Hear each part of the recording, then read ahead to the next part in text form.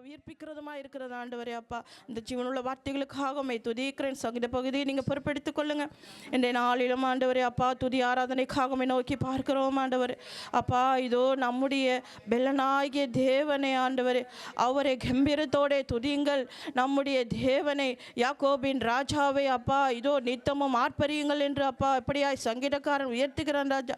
அப்படியாய் ஆண்டவர் உயர்த்தத்தக்கதாய் ஆண்டவர் அப்பா இந்த வர்ஷிப் பகுதி நம்முடைய கருத்தில் ஒப்பு கொட்டுகிறேன் ஆண்டவர். உன்னத கிருபை வல்லமை மகிமை ஆண்டவரே, அபிஷேகம் ஆண்டவரே, பிள்ளை நிறைப்பட்டு மகளை மூடுவீராக ஆண்டவர், அக்கினிக்குள்ளாய் மூடி மறைப்பீராக ஆண்டவரே அப்பா. இன்றைய நாளிலும் ஆண்டவரே சப்பா எல்லா கட்டப்பட காரியங்கள் எல்லாம் கட்டவிழ்க்கப்படும்படியாய் செபிக்கிறேன் அப்பா. நீர் எங்கள் மத்தியிலே உயர்ந்திருப்பீராக ஆண்டவரே. உங்கள் தேவ பிரசன்னம் எங்களை ஆளுகை செய்யும்படியாய் செபிக்கிறேன் ஆண்டவரே அப்பா. நீர் அந்தகார இருளை நடுநடுக செய்கிற பிசாசின் வல்லமைகளை ஆண்டவரே அப்பா, சபைக்கு விரோதமாக எழும்புகிற எல்லா இருளின் வல்லமையிலே உடைக்கத்தக்கதாய் ஆண்டவரே, உங்கள் அபிஷேக வல்லமை எங்கள் மத்தியிலே கடந்து வரும்படியாய் செபிக்கிறேன் ஆண்டவரே அப்பா. பார்வோனின் கடினங்கள் எல்லாம் உடைப்பீராக ராஜா அப்பா. எங்கள் மத்தியிலே பெரிய காரியங்களை நீங்கள் செய்ய வல்லவராக இருக்கிறீர் ஆண்டவரே அப்பா. அப்பா உங்கள் பிரசன்னம் ஆண்டவரே அதை செய்து முடிக்க ராஜா. உம்மை நன்றியோடு மை துதிக்கிறோம். இன்றைய நாளிலும் செய்தி வேலைக்காக மை துதிக்கிறேன் ஆண்டவரே. நித்திய ஜீவ வசனங்கள் ஆண்டவர் உம்மிடத்தில் ஆண்டவா உள்ளன தகப்பனே. நாங்கள் யாரிடத்திலே போவோம் என்று ஆண்டவரை பேதுரு என்று சொன்னாரே அப்பா. அப்பா இந்த வேலைக்காக செய்தி வேலைக்காக மை துதிக்கிறேன் ஆண்டவரே அப்பா. சுவிசேஷத்திற்குரிய ஆயத்தம் என்னும் பாதரட்சி தொடுத்தவர உம்முடைய வேதத்தை கொண்டு போதிக்கிறவருடைய பாதங்கள் எத்தனை அழகானவைகள் என்று சொல்லப்பட்டபடி அப்பா உம்முடைய தாசன் இந்த நாளில் நம்முடைய கருத்தில் ஒப்பு கொடுக்கிறேன். நம்முடைய ஜீவனுள்ள வார்த்தைகளுக்காக உமக்கு நன்றி செலுத்துகிறேன் ஆண்டவர். ஏசப்பா எங்களை தொடர்ந்து வருகிற எல்லா சாபா கட்டுகள் பாவங்கள் என்று விடுதலை பெறும் ஆண்டவர். இந்த ஜீவ வசனங்கள் ஆண்டவரே எங்கள் வாழ்க்கைக்குள்ளாக ஊடுருவி பாயட்டும் ஆண்டவரே அப்பா. இதோ பவுல் சொன்னானே ஆண்டவரே, உங்களுக்கு பிரகாசமுள்ள மனக்கண்களை கொண்டு கொடுப்பதற்காக நான் வேண்டிக் கொள்கிறேன் என்றபடி அப்படி உள்ள பிரகாசமுள்ள மனக்கண்களை ஆண்டவர், ஆவிக்குரிய கண்கள் எங்களை திறக்கப்பட ஆண்டவர், எங்கள் வார்த்தையினூடாக நடக்கத்தக்க கால் ஒன்றி நிற்க உதவி செய்யும்படி ஆட்சேபிக்கிறோம் அப்பா. நமக்கு நன்றி செலுத்துகிறோம் ஆண்டவர். இந்த நாளில் திருவந்த பகுதிக்காக வருகிறோம் ஆண்டவர். திருவந்த பகுதியை முற்றிலுமாய் பொறுப்பெடுத்துக் கொள்ளுங்கள். இந்த ரசத்தையும் அப்பத்தையும் ஆசீர்வதிங்க ஏசப்பா. நாங்கள் ஆண்டவரே தகுதி இல்லாமல் அதில் பங்கு கொள்ளாதபடி எங்களை உங்களுடைய வல்லமையுள்ள ரத்தத்தினாலே தகுதிப்படுத்துங்க ஆண்டவரே அப்பா. எங்களை கரைதிரையற்றவர்களாக எங்களை பரிசுத்தப்படுத்தி அதில் பங்கு கொள்ள எங்களுக்கு உதவி செய்யுங்க அப்பா. நீங்கள் தாமே ஆண்டவர் உதவி செய்யுங்க ஆண்டவரே அப்பா. வாலிப பிள்ளைங்களை நீங்கள் உணர்த்துங்க ஆண்டவர்.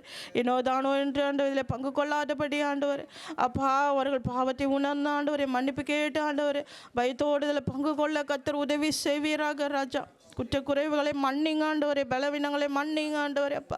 அதுக்கு தகுதியுள்ள பாத்திரமாய் நீர் எங்களை வணிந்து கொள்ளும்படியாய் செபிக்கிறேன் ஆண்டவர். என் ரத்தத்தை ஆண்டவர் அப்பா, என் ரத்தத்தை குடித்த ஆண்டவர் அப்பா. இதோ என் மாம்சத்தை அப்பா உட்கொள்ளுகிறவன் நான் என்றிருக்கும் நிலைத்திருக்கிறான், நானும் அவள் நிலைத்திருக்கிறேன், கடைசி நாள் அவனை எழுப்புவேன் என்று சொன்னீங்களே ஆண்டவர். அதுக்கு தகுதியுள்ள பாத்திரமாக எங்களை வணிந்து கொள்ளும்படியாக நாளை ஒப்பு கொடுக்கிறேன் ஆண்டவர் அப்பா. அப்பா இந்த நாளின் தசமாக காரியங்களை நம்முடைய கருத்தில் ஒப்புக்கிட்டுக்கிறேன்.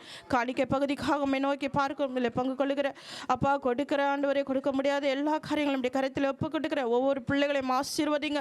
அவர்கள் வேலை செய்யும் இடங்களையும் ஆசீர்வதிங்க. படிக்கிற பிள்ளைகளை ஆசீர்வதிங்க ஆண்டவரே. ஓ எஸ் அப்பா உம்மை நன்றியோடையுமே துதிக்கிறேன். பிள்ளைகளுடைய கரங்களை ஆசீர்வதிங்க ஆண்டவரே. வேலை செய்யும் இடங்களே பாதுகாப்பை கொடுங்க ஆண்டவரே அப்பா. எந்த ஒரு சத்துருவின் தீங்கும் ஆண்டவரால் தொடாதபடி கத்தாவே நீங்கள் வேலி அடிக்கும்படியாய் செபிக்கிறேன் ஆண்டவரே அப்பா. நீங்கள் பாதுகாத்து கொள்ளுங்க ஆண்டவரே ஏசப்பா. ஒன்றிலும் அவங்க வீழ்ந்து போகாதபடி கத்தாவே அப்பா நீங்கள் அவங்களை பாதுகாத்து கொள்ளும்படியாய் செபிக்கிறேன் ஏசப்பா. உங்கள் வல்லமையுள்ள ரத்தத்தினாலே மூடிக்கொள்ளும்படியாய் செபிக்கிறேன் ஏசப்பா. உங்கள் தூதர்களை கொண்டு நீங்கள் காத்துக்கொள்ளுங்க. உம்மை நன்றியோடுமை துதிக்கிறேன். எங்கள் வாலிப பிள்ளைகளுக்காக உம்மை நோக்கி பார்க்கிறேன் ஆண்டவரே அப்பா. எங்கள் வாலிப மத்தியில் ஆண்டவரே ஒரு அசைவை உண்டு பண்ணுங்க ராஜா. மாம்சமான யாவர் மேலே நான் ஆவியை ஊற்றுவேன் என்று சொன்னீங்களே ஆண்டவரே. உங்கள் ஒவ்வொரு பிள்ளைகளையும் ஆண்டவரே நீங்கள் விசேஷ விதமாய் தெரிந்து கொண்டிருக்கிறீங்கப்பா. அவங்க மேலே உங்கள் ஆவியை ஊற்றுங்க ஆண்டவரே அப்பா. உங்கள் ஊழியக்காரர் மேல் அப்பா என் அபிஷேகத்தை ஊற்றுவேன் என்றவரே ராஜா. வரும் காரியங்களை குறித்து அவங்களோட பேசுங்க, இடைப்படுங்க ஆண்டவரே அப்பா. இன்னும் அநேக இடங்களுக்கு சென்று ஆண்டவரே அப்பா இன்னும் அநேக பிள்ளைகளை உங்கள் சமூகத்துக்கு கொண்டு வரத்தக்கதாய் ஆண்டவரே அப்பா. ஒரு யுத்த வீரர்களாக ஜப வீரர்களாக அவர்களை உருவாக்கும் ஆண்டவரே ராஜா.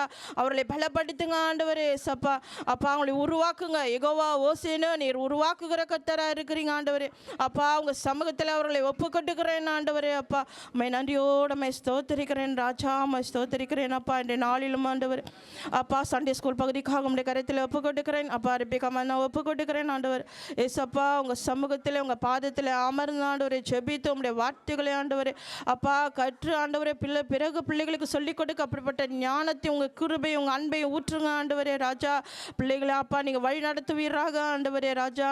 இதோ சிறு பிள்ளைகளை வரவிடுங்கள், பரலோக ராஜ்யம் அப்படிப்பட்டவர்களுடையது என்று வேதம் சொல்லப்படுகிறபடி கத்தாவே அப்பா அவர்களை உருவாக்க ஆண்டவருடைய வேத வசங்களை விதையாய் அவர்கள் இருதயத்தில் விதைக்கப்பட ஆண்டவரே அப்பா. இவர்கள் அதற்கு முன்பாக நற்சாட்சியாய் விளங்க எல்லாவற்றிலும் அப்பா உமக்கு கீழ்ப்படிந்து நடக்க உங்கள் வார்த்தையினூடாக நடக்க ஆண்டவரே அப்பா நீங்கள் உதவி செய்யும்படியா இந்த நாளை ஒப்பு கொடுத்து ஜெபிக்கிறோம். தேசங்களை எல்லாம் அப்படியே கருத்தில் ஒப்பு கொடுக்கிறோம் அப்பா. தேசங்களில் யுத்தங்களை ஓய பண்ணுகிற தேவன் ஆண்டவரே அப்பா. நீ சமாதானத்தை கொட்டிப்பீராக ஆண்டவரே. இஸ்ரவேலை ஆசீர்வதிப்பீராக ஆண்டவரே அப்பா. எல்லா தேசங்களிலும் உள்ள ஆண்டவரே சமாதானத்தை கொட்டுங்க ராஜா அப்பா. இது நீங்கள் நல்லொழுக்கமும் அமைதலும் ஜீவனம் பண்ணும்படிக்கு எல்லாருக்காகவும் நீங்கள் ஜெபியுங்கள் என்று வேதவசனம் சொல்லப்பட்டபடி கத்தாவே அதிகாரத்தில் உள்ள எல்லா பிள்ளைகளுக்காகவுமே துதிக்கிறேன் ஆண்டவரே அப்பா. தேசங்களெல்லாம் அப்படியே கருத்தில் ஒப்பு கொட்டுக்கிறேன் ஏசப்பா. ஏசின் சுஷாக்கு நீ சபை ஆண்டவர் எங்கள் தேசத்தை ஆசீர்வதிங்க, எல்லா கட்டுமான பதிகளையும் ஆசீர்வதிங்க, எல்லாவற்றையும் அப்பா தேவைகளை பொருளாதாரத்தை நீங்கள் சந்திக்கும்படியாக ஜெபிக்கிறேன். பிரான்ஸ் தேசத்தில் உள்ள ஆண்டவர் ஏசு சுவிசாக்கு நீ சபையை ஆசீர்வதிங்க அப்பா. இதில் நீங்களே முன் குறித்து நியமித்திருக்கிறீங்க ஆண்டவர் அப்பா. நாங்கள் பலத்த காரியங்கள் நீங்கள் பெரிய காரியங்களை செய்ய போகிறமைக்காக துதிக்கிறோம், நன்றி செலுத்துகிறோம். இந்த நாளிலும் ஆண்டவர் எங்கள் மெய்ப்பர்களுக்காகவே துதிக்கிறேன், பாசருக்காகவே நோக்கி பார்க்குறேன். பல பாசரை ஆசீர்வதிங்க. மெய்ப்பனாவும் போதகனாகவும் ஆண்டவரே அப்பா எங்களை பாதுகாக்கத்தக்கதாய் ஆண்டவர் கண்காணியாக ஆண்டவர் உங்கள் சமூகத்திலிருந்து செபிக்கவும் உபவாசிப்பவும் கண் விழிப்பிலும் ஆண்டவரே அப்பா உங்கள் சமூகத்திலிருந்து அப்பா அப்பா மன்றாடுகிற ஜெபிக்கிற அந்த தாசனுக்காக துதிக்கிறேன் அப்பா. ஒரு சுகபலத்தை கொடுங்க, உங்களுடைய ஆரோக்கியத்தை கொடுங்க ஆண்டவரே அப்பா. எத்தனை வேதனை கஷ்டங்கள் ஆண்டவரை ஊழியத்தின் மித்தம் வருகிற எல்லா நெருக்கங்கள் பாடுகள் வேதனைகள் ஆண்டவரை கண்ணீர்கள் எல்லாம் துடைப்பீராக ஆண்டவரே. சுகபலத்தை கொடுப்பீராக ஆண்டவரே. இரட்டத்தனையான ஆசீர்வாதத்தை கொடுப்பேன் என்று சொன்னது வாக்குத்தத்தமாக இருக்கிறதே கத்தாவே அப்பா. நீர் ஆசீர்வதிப்பீராக ஆண்டவரே. அநேக ஆத்மாக்களை கொண்டு நீங்கள் நடத்துவீராக ஆண்டவரே அப்பா. நீங்கள் செய்ய போகிறமைக்காக நன்றி அப்பா. டான் பாஸ்டருக்காக சோத்திரம். நீங்கள் சுகபலத்தை கொடுங்க, ஆரோக்கியத்தை கொடுங்க ஆண்டவரே அப்பா. உண்மை நன்றியோடுமை ஸ்தோத்திரிக்கிறேன் ஆண்டவரே. ஆசீர்வதிங்க, திட்டபலனை கொடுங்க ஆண்டவரே. நான் முதிர் வயதில் பசுமையும் புஷ்டியுமாய் இருப்பார்கள் என்ற படி கத்தாவே உங்கள் பெலன் ஆண்டவரே இம்மட்டுமாய் தப்புவித்தது இனிமேலும் தப்புவிக்க வல்லவராய் இருக்கிற உங்கள் ஓங்கிய பயத்துக்குள்ளாய் ஒப்பு கொட்டுக்கிறேன் ஆண்டவரே அப்பா. உண்மை நன்றியோடுமை துதிக்கிறேன். உனக்கு அடைக்கலமான கத்தரே உனக்கு தாபரமாய் கொண்டா ஆகையால் உனக்கு பொல்லாப்பு நேரிடாது, வாதை உன் கூடாரத்தை அணுகாது என்ற உங்கள் வார்த்தையின்படி அப்பா உங்கள் ஜீவனுள்ள வார்த்தைகளை நாங்கள் பிடித்து கொள்ளுகிறோம் ஆண்டவரே அப்பா. நீர் ஆண்டவரே அடைக்கலமாக இருந்த ஆண்டவரே அப்பா உங்கள் பாதுகாப்பிற்குள்ளாய் அப்பா நித்திய கரங்களுக்குள்ளாய் ஒப்பு கொடுத்து ஆசீர்வதிக்கும்படியாய் பாதுகாத்து கொள்ளும் ஆண்டவரே ஒப்பு கொடுத்து செபிக்கிறோம் ஆண்டவரே. நல்ல சுகபல ஆரோக்கியத்தை கொடுங்க அப்பா. இந்த நாளிலும் ஆண்டவரே துவக்கம் முதல் முடிவு மட்டும் தேவ பிரசன்னம் எங்களை ஆளுகை செய்யட்டும். நீங்கள் எங்கள் வழி நடத்துங்க அப்பா. இயேசு கிறிஸ்துவின் உன்னத நாமத்தினாலே பிதாவே ஆமென். ஸ்தோத்திரம். சங்கீதம் 66 பக்கம் 709. சங்கீதம் 66 பக்கம் 709 1 10 வரை. பூமியின் குடிகளே நீங்கள் எல்லாரும் தேவனுக்கு முன்பாக கம்பீரமாய் பாடுங்கள்.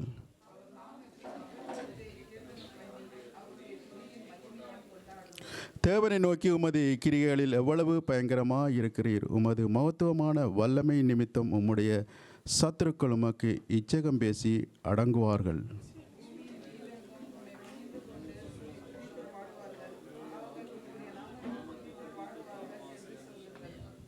தேவனுடைய செய்களை வந்து பாருங்கள். அவர் மனுபுத்திரிடத்தில் நடப்பிக்கும் கிரியையில் பயங்கரமானவர்.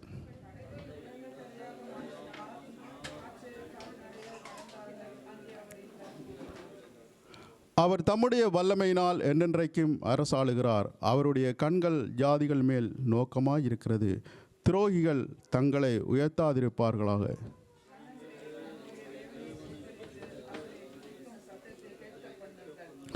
அவர் நம்முடைய கால்களை தள்ளாட விட்டாமல் நம்முடைய ஆத்மாவை உயிரோடு வைத்திருக்கிறார். தேவனே எங்களை சோதித்து வெள்ளியை புடமிடுகிறது போல எங்களை புடமிட்டீர். அல்லேலூயா ஆமென். எண்ணங்கள் ஏக்கங்கள் எல்லாம் எல்லாமே அறிந்திருக்கின்றீர். எண்ணங்கள் ஏக்கங்கள் எல்லாம் எல்லாமே அறிந்திருக்கின்றீர். நடந்தாடும் படுத்தாடும்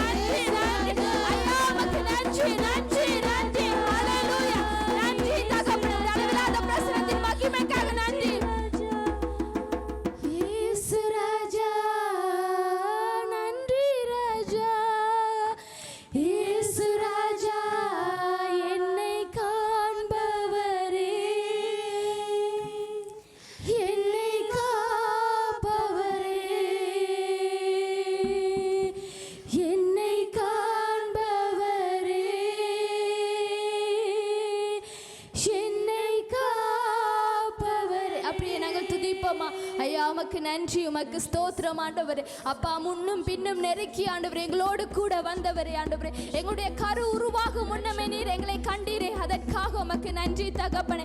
ஐயா நீர் எங்களை காண்கிற தேவன் தகப்பனே ஆண்டவரே. உற்றார் உறவினர்கள் எங்களை கைவிட்டாலும் ஆண்டவரே, அப்பா தாய் தந்தை எங்களை மறந்தாலும், எங்களுடைய உறவுகள் எங்களை வேணாம் என்று ஒதுக்கினாலும் நீர் எங்களை ஒருபோதும் ஒதுக்குவதில்லை தகப்பனே. உம்முடைய கரம் எங்களுடைய கரத்தை பிடித்திருக்கிறபடியாய் உமக்கு நன்றி செலுத்துகிறோம் ஐயா. நீர் மேலானவர் தகப்பனே. உம்முடைய அன்புக்கு ஈடாக இந்த உலகத்தில் எந்த ஒரு அன்பும் இல்லை ராஜா. நீர் நல்லவர் தகப்பனே. உம்மை நாங்கள் நன்றியோடு துதிக்கிறோம் தகப்பனே. நீர் நல்லவர் ராஜா. உம்முடைய அன்பை எங்களுக்கு வெளிப்படுத்தினவரே உம்மை நன்றியோடு துதிக்கிறோம் துதிக்கிறோம் ஸ்தோத்தரிக்கிறோம் ஆண்டவரே. எங்களை ஆராய்ந்து அறிந்திருக்கிறீர் ராஜா. ஆண்டவரே எங்களுடைய எண்ணங்கள் ஏக்கங்களை நீர் அறிந்திருக்கிறீர் ராஜா. ஐயா நீர் எங்களை ஆண்டவரே அனுதினமும் சுற்றி சுற்றி வந்திருக்கிறீரே, அதற்காக உமக்கு நன்றி நன்றி நன்றி நன்றி. உம்மை துதிக்கிறோம் துதிக்கிறோம் ஸ்தோத்தரிக்கிறோம். அளவில்லாத பிரசன்னத்தின் மகிமையினாலே எங்களை நிரப்புகிறவரே, துதியின் மத்தியில் நான் வாசம் செய்வேன் என்று சொன்னவரே ஐயா உம்மை துதிக்கிறோம் துதிக்கிறோம் துதிக்கிறோம். சூழ்நிலைகள் மாறும் என்று சொன்னவரே, உன்னுடைய துதியினாலே எல்லாவற்றையும் நான் உடைப்பேன் என்று சொன்னவரே ஐயா உமக்கு நன்றி நன்றி நன்றி நன்றி நன்றி நன்றி தகப்பனே. நீ நல்லவர், நல்ல உம்மை பாடாத நாட்களும் இல்லை ராஜா. உம்மை தேடாத நாட்களும் இல்லை ராஜா. வெள்ளியை புடமிடும் போல எங்களை புடமிட்டவரே உம்மை நன்றியோடு துதிக்கிறோம், உம்மை நன்றியோடு ஸ்தோத்தரிக்கிறோம் ஸ்தோத்தரிக்கிறோம். நன்றி நன்றி நன்றி ராஜா. உம்மை பாடாத நாட்களும் இல்லையே, உம்மை தேடாத நாட்களும் இல்லையே, உம்மை பாடாத நாட்களும் இல்லையே, உம்மை தேடாத நாட்களும் இல்லையே. உம்மை அல்லாமல் யாரை நான் நேசிப்பேன், உமக்காக அல்லாமல் யாருக்காக வாழுவேன். உம்மை அல்லாமல் யாரை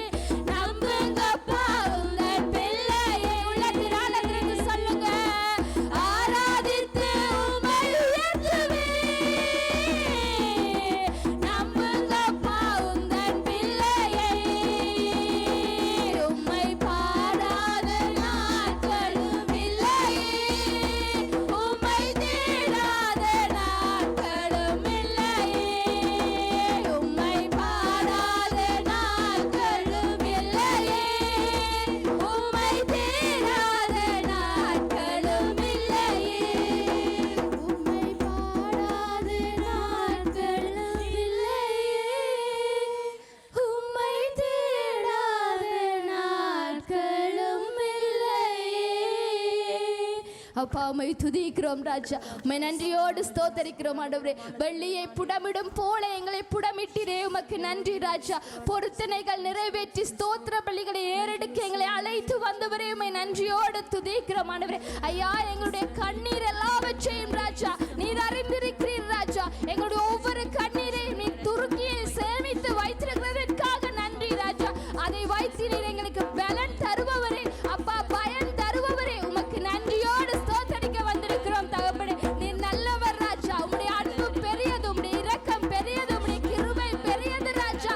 உம்முடைய அன்புக்கு ஈடாக இந்த இடத்தில் எந்த ஒரு அன்பும் இல்லை ராஜா. நீர் மேக ஸ்தம்பமானவர் தகப்பனே. நீர் மேசியா ஆண்டவரே. நீர் வானபிதா. நீர் வழிகாட்டி எங்களுக்காக உம்முடைய ஆண்டவரே இரத்தத்தை சிந்தி எங்களுக்காக உயிரோடு எழுந்து வந்தீரே ராஜா. உம்முடைய அன்பு பெரியது ராஜா. உம்முடைய இரக்கம் பெரியது தகப்பனே. ஆண்டவரே, வாழ்க்கையில் கசப்புகள் வந்தாலும் தகப்பனே, நீர் ஆண்டவரே பாசமுள்ள மரமா எங்களோடு கூட வாரீரே ராஜா. அதற்காக உமக்கு நன்றி நன்றி நன்றி என்று சொல்லுகிறோம் ஆண்டவரே. உம்மை துதிக்கிறோம் ஐயா, உம்மை ஸ்தோத்தரிக்கிறோம் ஐயா. உம்முடைய நாமத்தை மகிமைப்படுத்துகிறோம் ராஜா. நீர் இந்த இடத்திலே கடந்து வந்ததற்காக உமக்கு நன்றி நன்றி நன்றி நன்றி தகப்பனே. உயரமும் உன்னதமும் ஆனவரே, சிங்காசனத்தில் வீற்றிருப்பவரே, சேனைகளின் கர்த்தர், நீர் பரிசுத்தர் ராஜா. உம்மை பரிசுத்தர் என்று சொல்லுகிறோம் ராஜா. வானத்தையும் பூமியையும் படைத்து எங்களை வாழ வைக்க உதவி செய்தவரே, உம்மை நன்றியோடு துதிக்கிறோம் ராஜா. நீர் இல்லாவிட்டால் நாங்கள் என்றோ மறைத்திருப்போம் ராஜா. உம்முடைய கிருபையினாலே நாங்கள் நிற்கிறோம் ராஜா. நீர் தந்த இந்த மகா பெரிய சலாக்கியத்திற்காக உமக்கு கோடான கோடி நன்றி ராஜா. கோடி கோடி நன்றி பலிகளை ஏறெடுக்கிறோம் தகப்பனே. நீர் நல்லவர், உயர்ந்தவர் ஆண்டவர். எங்களுக்காக யாவையும் செய்து முடிக்கிற தேவன் நீர் ஒருவர் மாத்திரம். உம்மை நம்பி வருபவர்கள் வெட்கப்பட்டு போவதில்லை என்று சொன்னீரே ராஜா. ஆண்டவரே, உன் கண்ணீர் எல்லாவற்றை நான் துடைப்பேன், உன் கண்ணீருக்கான பதிலை நான் கொடுப்பேன் என்று சொன்னவரே, உம்மை நன்றியோடு துதிக்க. உன் வெட்கத்திற்கு பதிலாக இரட்டைத்தான பலனை நான் தருவேன் என்று சொன்னவரே, உம்மை நன்றியோடு துதிக்கிறேன். இதோ நான் பெரிய காரியங்களை செய்வேன் என்று சொன்னவரே, உம்மை நன்றியோடு துதிக்கிறேன் ராஜா. நன்றியோடு உம்மை ஸ்தோத்தரிக்கிறோம் ஐயா. நன்றி நன்றி. உன் நோக்கங்கள் எல்லாவற்றையும் நான் அறிந்திருக்கிறேன் என்றவரே ராஜா. உம்மை நன்றியோடு ஸ்தோத்தரிக்கிறோம், நன்றியோடு துதிக்கிறோம். உன் கண்ணீர் யாவை நான் துடைப்பேன் என்று சொன்னவரே, உம்மை நன்றியோடு துதிக்கிறோம், நன்றியோடு ஸ்தோத்தரிக்கிறோம் ராஜா. உமக்கு நன்றி நன்றி நன்றி தகப்பனே. மேகஸ்தம்பம் மேலிருந்து பாதுகாக்குது, பாதை காட்ட பாகள் எல்லாம் கூட செல்லுது. மேகஸ்தம்பம் மேலிருந்து பாதுகாக்குது, பாதை காட்ட பாகள் எல்லாம் கூட செல்லுது. அன்பான தேவன் என்னோடு வருவார், அது போதும் என் வாழ்விலே. சொல்லுங்க. அன்பான தேவன் என்னோடு வருவார், அது போதும் என் வாழ்விலே. தேவா தேவா நான் எதினால் விசேஷித்தவர்,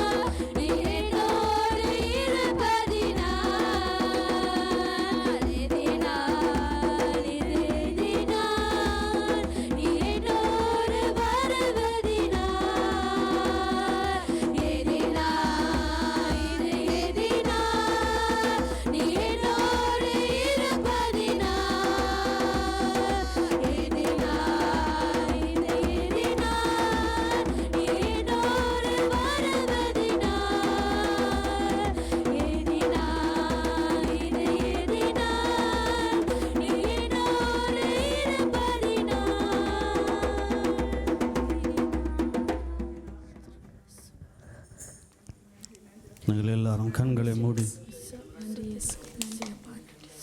ஒரு வசை கூட நாங்கள் ஆண்டவரை நோக்கி பார்ப்போமா? எல்லாரும் கண்களை மூடி. ஆண்டவரே, இந்த நல்ல நாளிலப்பா இந்த சமூகத்துக்குள்ள வந்திருக்கிற ஒவ்வொரு பிள்ளைகளையும் அப்பா ஆண்டவரே, இந்த நாளிலப்பா நீர் காண்கிற தேவன் ஆண்டவரே, ஆகாரை கண்ட தேவன் ஆண்டவரே, எல்ரோயி என்று சொல்லி நமக்கு பேரிட்டாலே அப்பா இந்த நாளில் கூட ராஜா ஆண்டவரே, நீ பரிசுத்த தேவன் ஆண்டவரே, ஒருவரும் சேரக்கூடாத ஒளியில் வாசம் பண்ணுகிற தெய்வம் ஆண்டவரே, நீர் மாத்திரம் தெய்வம் அப்பா ஆண்டவரே. இதோ எங்களுக்காக ஆண்டவரே நீர் மனிதனாய் வந்த இயேசுவே உமக்கு நன்றி சொல்லுகிறோம், நன்றி சொல்லுகிறோம் என்று சொல்லி பரிசுத்த ஆவியானவரே எங்களை நிரப்புவீராக ஆண்டவரே. நீரின்றி ஆண்டவரே எங்களால் ஆண்டவரே ஒன்றும் செய்ய இயலாதப்பா.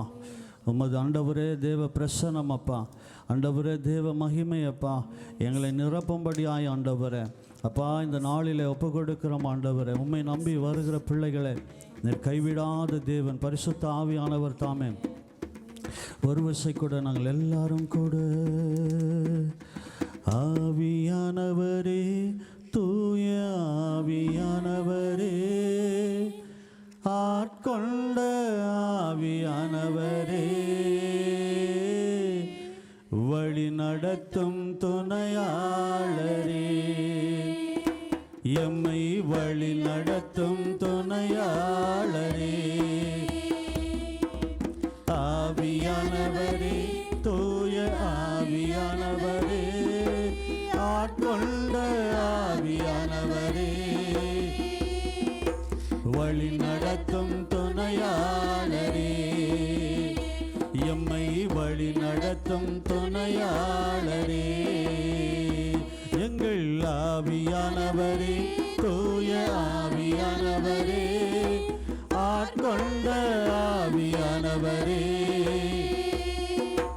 வழி நடத்தும் துணையாளரே, எம்மை வழி நடத்தும் துணையாளரே, எம்மை வழி நடத்தும் துணையாளரே, எம்மை வழி நடத்தும் துணையாளரே.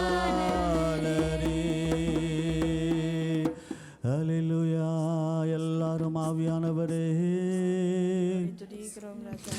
அல்லேலூயா.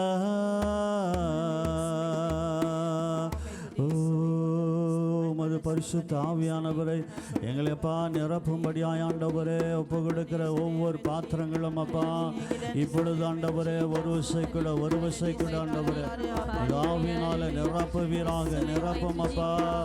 சோத்திரம். நன்றி நன்றி அப்பா. நன்றி சொல்லுவோம் ஆவியானவரே, உமக்கு நன்றி சொல்லுவோம். நன்றி அப்பா. நன்றி ராஜா. ஓ உமக்கு நாங்கள் நன்றி சொல்லுகிறோம். உமக்கு நன்றி சொல்லுகிறோம். Thank you Lord. Thank you Jesus.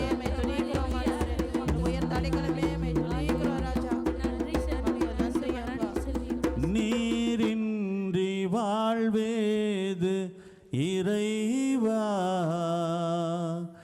உம் நினைவின்றி மகிழ்வேது தேவா. நீரின்றி வாழ்வேது இறைவா, உம் நினைவின்றி மகிழ்வேது தேவா. பாடுவோம். நீரின்றி வாழ்வேது இறைவா, நினைவின்றி மகிழ்வேது தேவா. நீரின்றி வாழ்வேது இறைவா, நினைவின்றி மகிழ்வேது தேவா. எத்தனை நன்மைகள் செய்தீரையா, எதற்கென்று நன்றி சொல்லி துதிப்பேரையா. எத்தனை நன்மைகள் செய்தீரையா, அதில் எதற்கென்று நன்றி சொல்லி துதிப்பேரையா. அத்தனையும் சொல்ல வேண்டும் என்றார், அத்தனையும் சொல்ல வேண்டும் என்றார். ஆயிரம் நாவுகள் போகாதையா,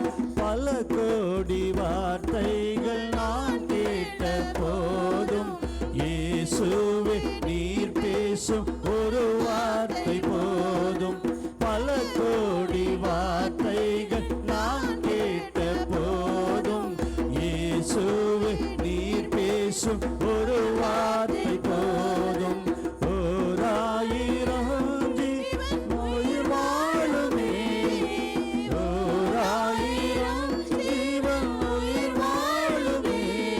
உம் வார்த்தையில் உண்டு அற்புதமே, உம் வார்த்தையில் உண்டு அற்புதமே.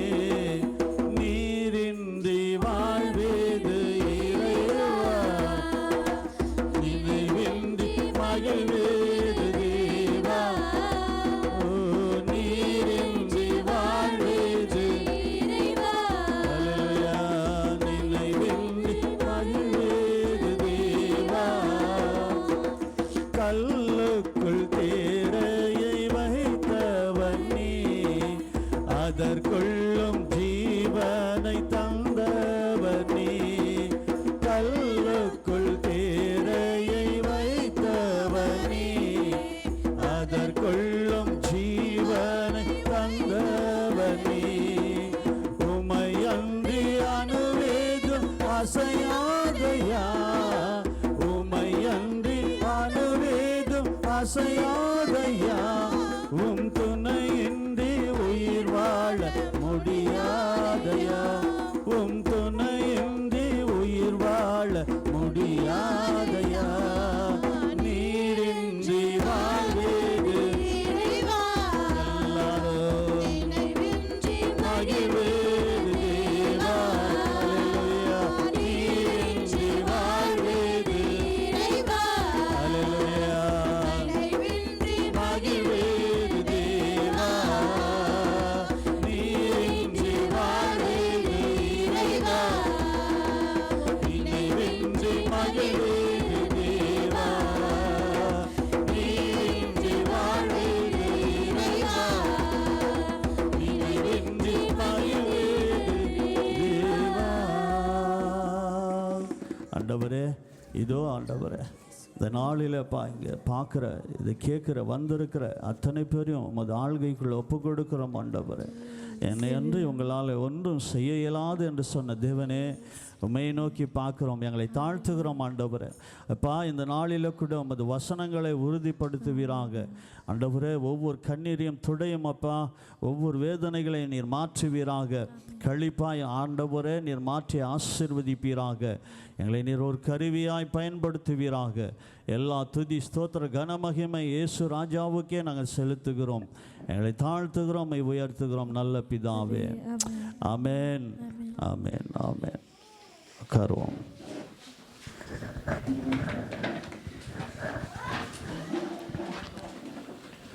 அல்லேலூயா, அல்லேலூயா. சந்தோஷமாக இருக்கிறோம்மா? ஆமென்.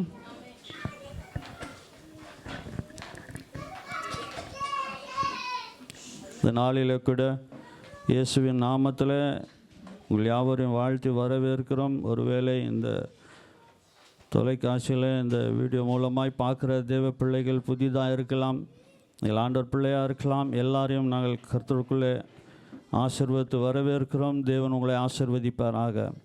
அன்பான தேவனுடைய பிள்ளைகளே, இந்த நாளில் நாங்கள் தொடர்ந்து பார்க்குறோம், எங்கள் ஆண்டவராகிய இயேசு இந்த சிலுவையில் அவர் ஜெயம் எடுத்ததை நாங்கள் பார்க்குறோம்.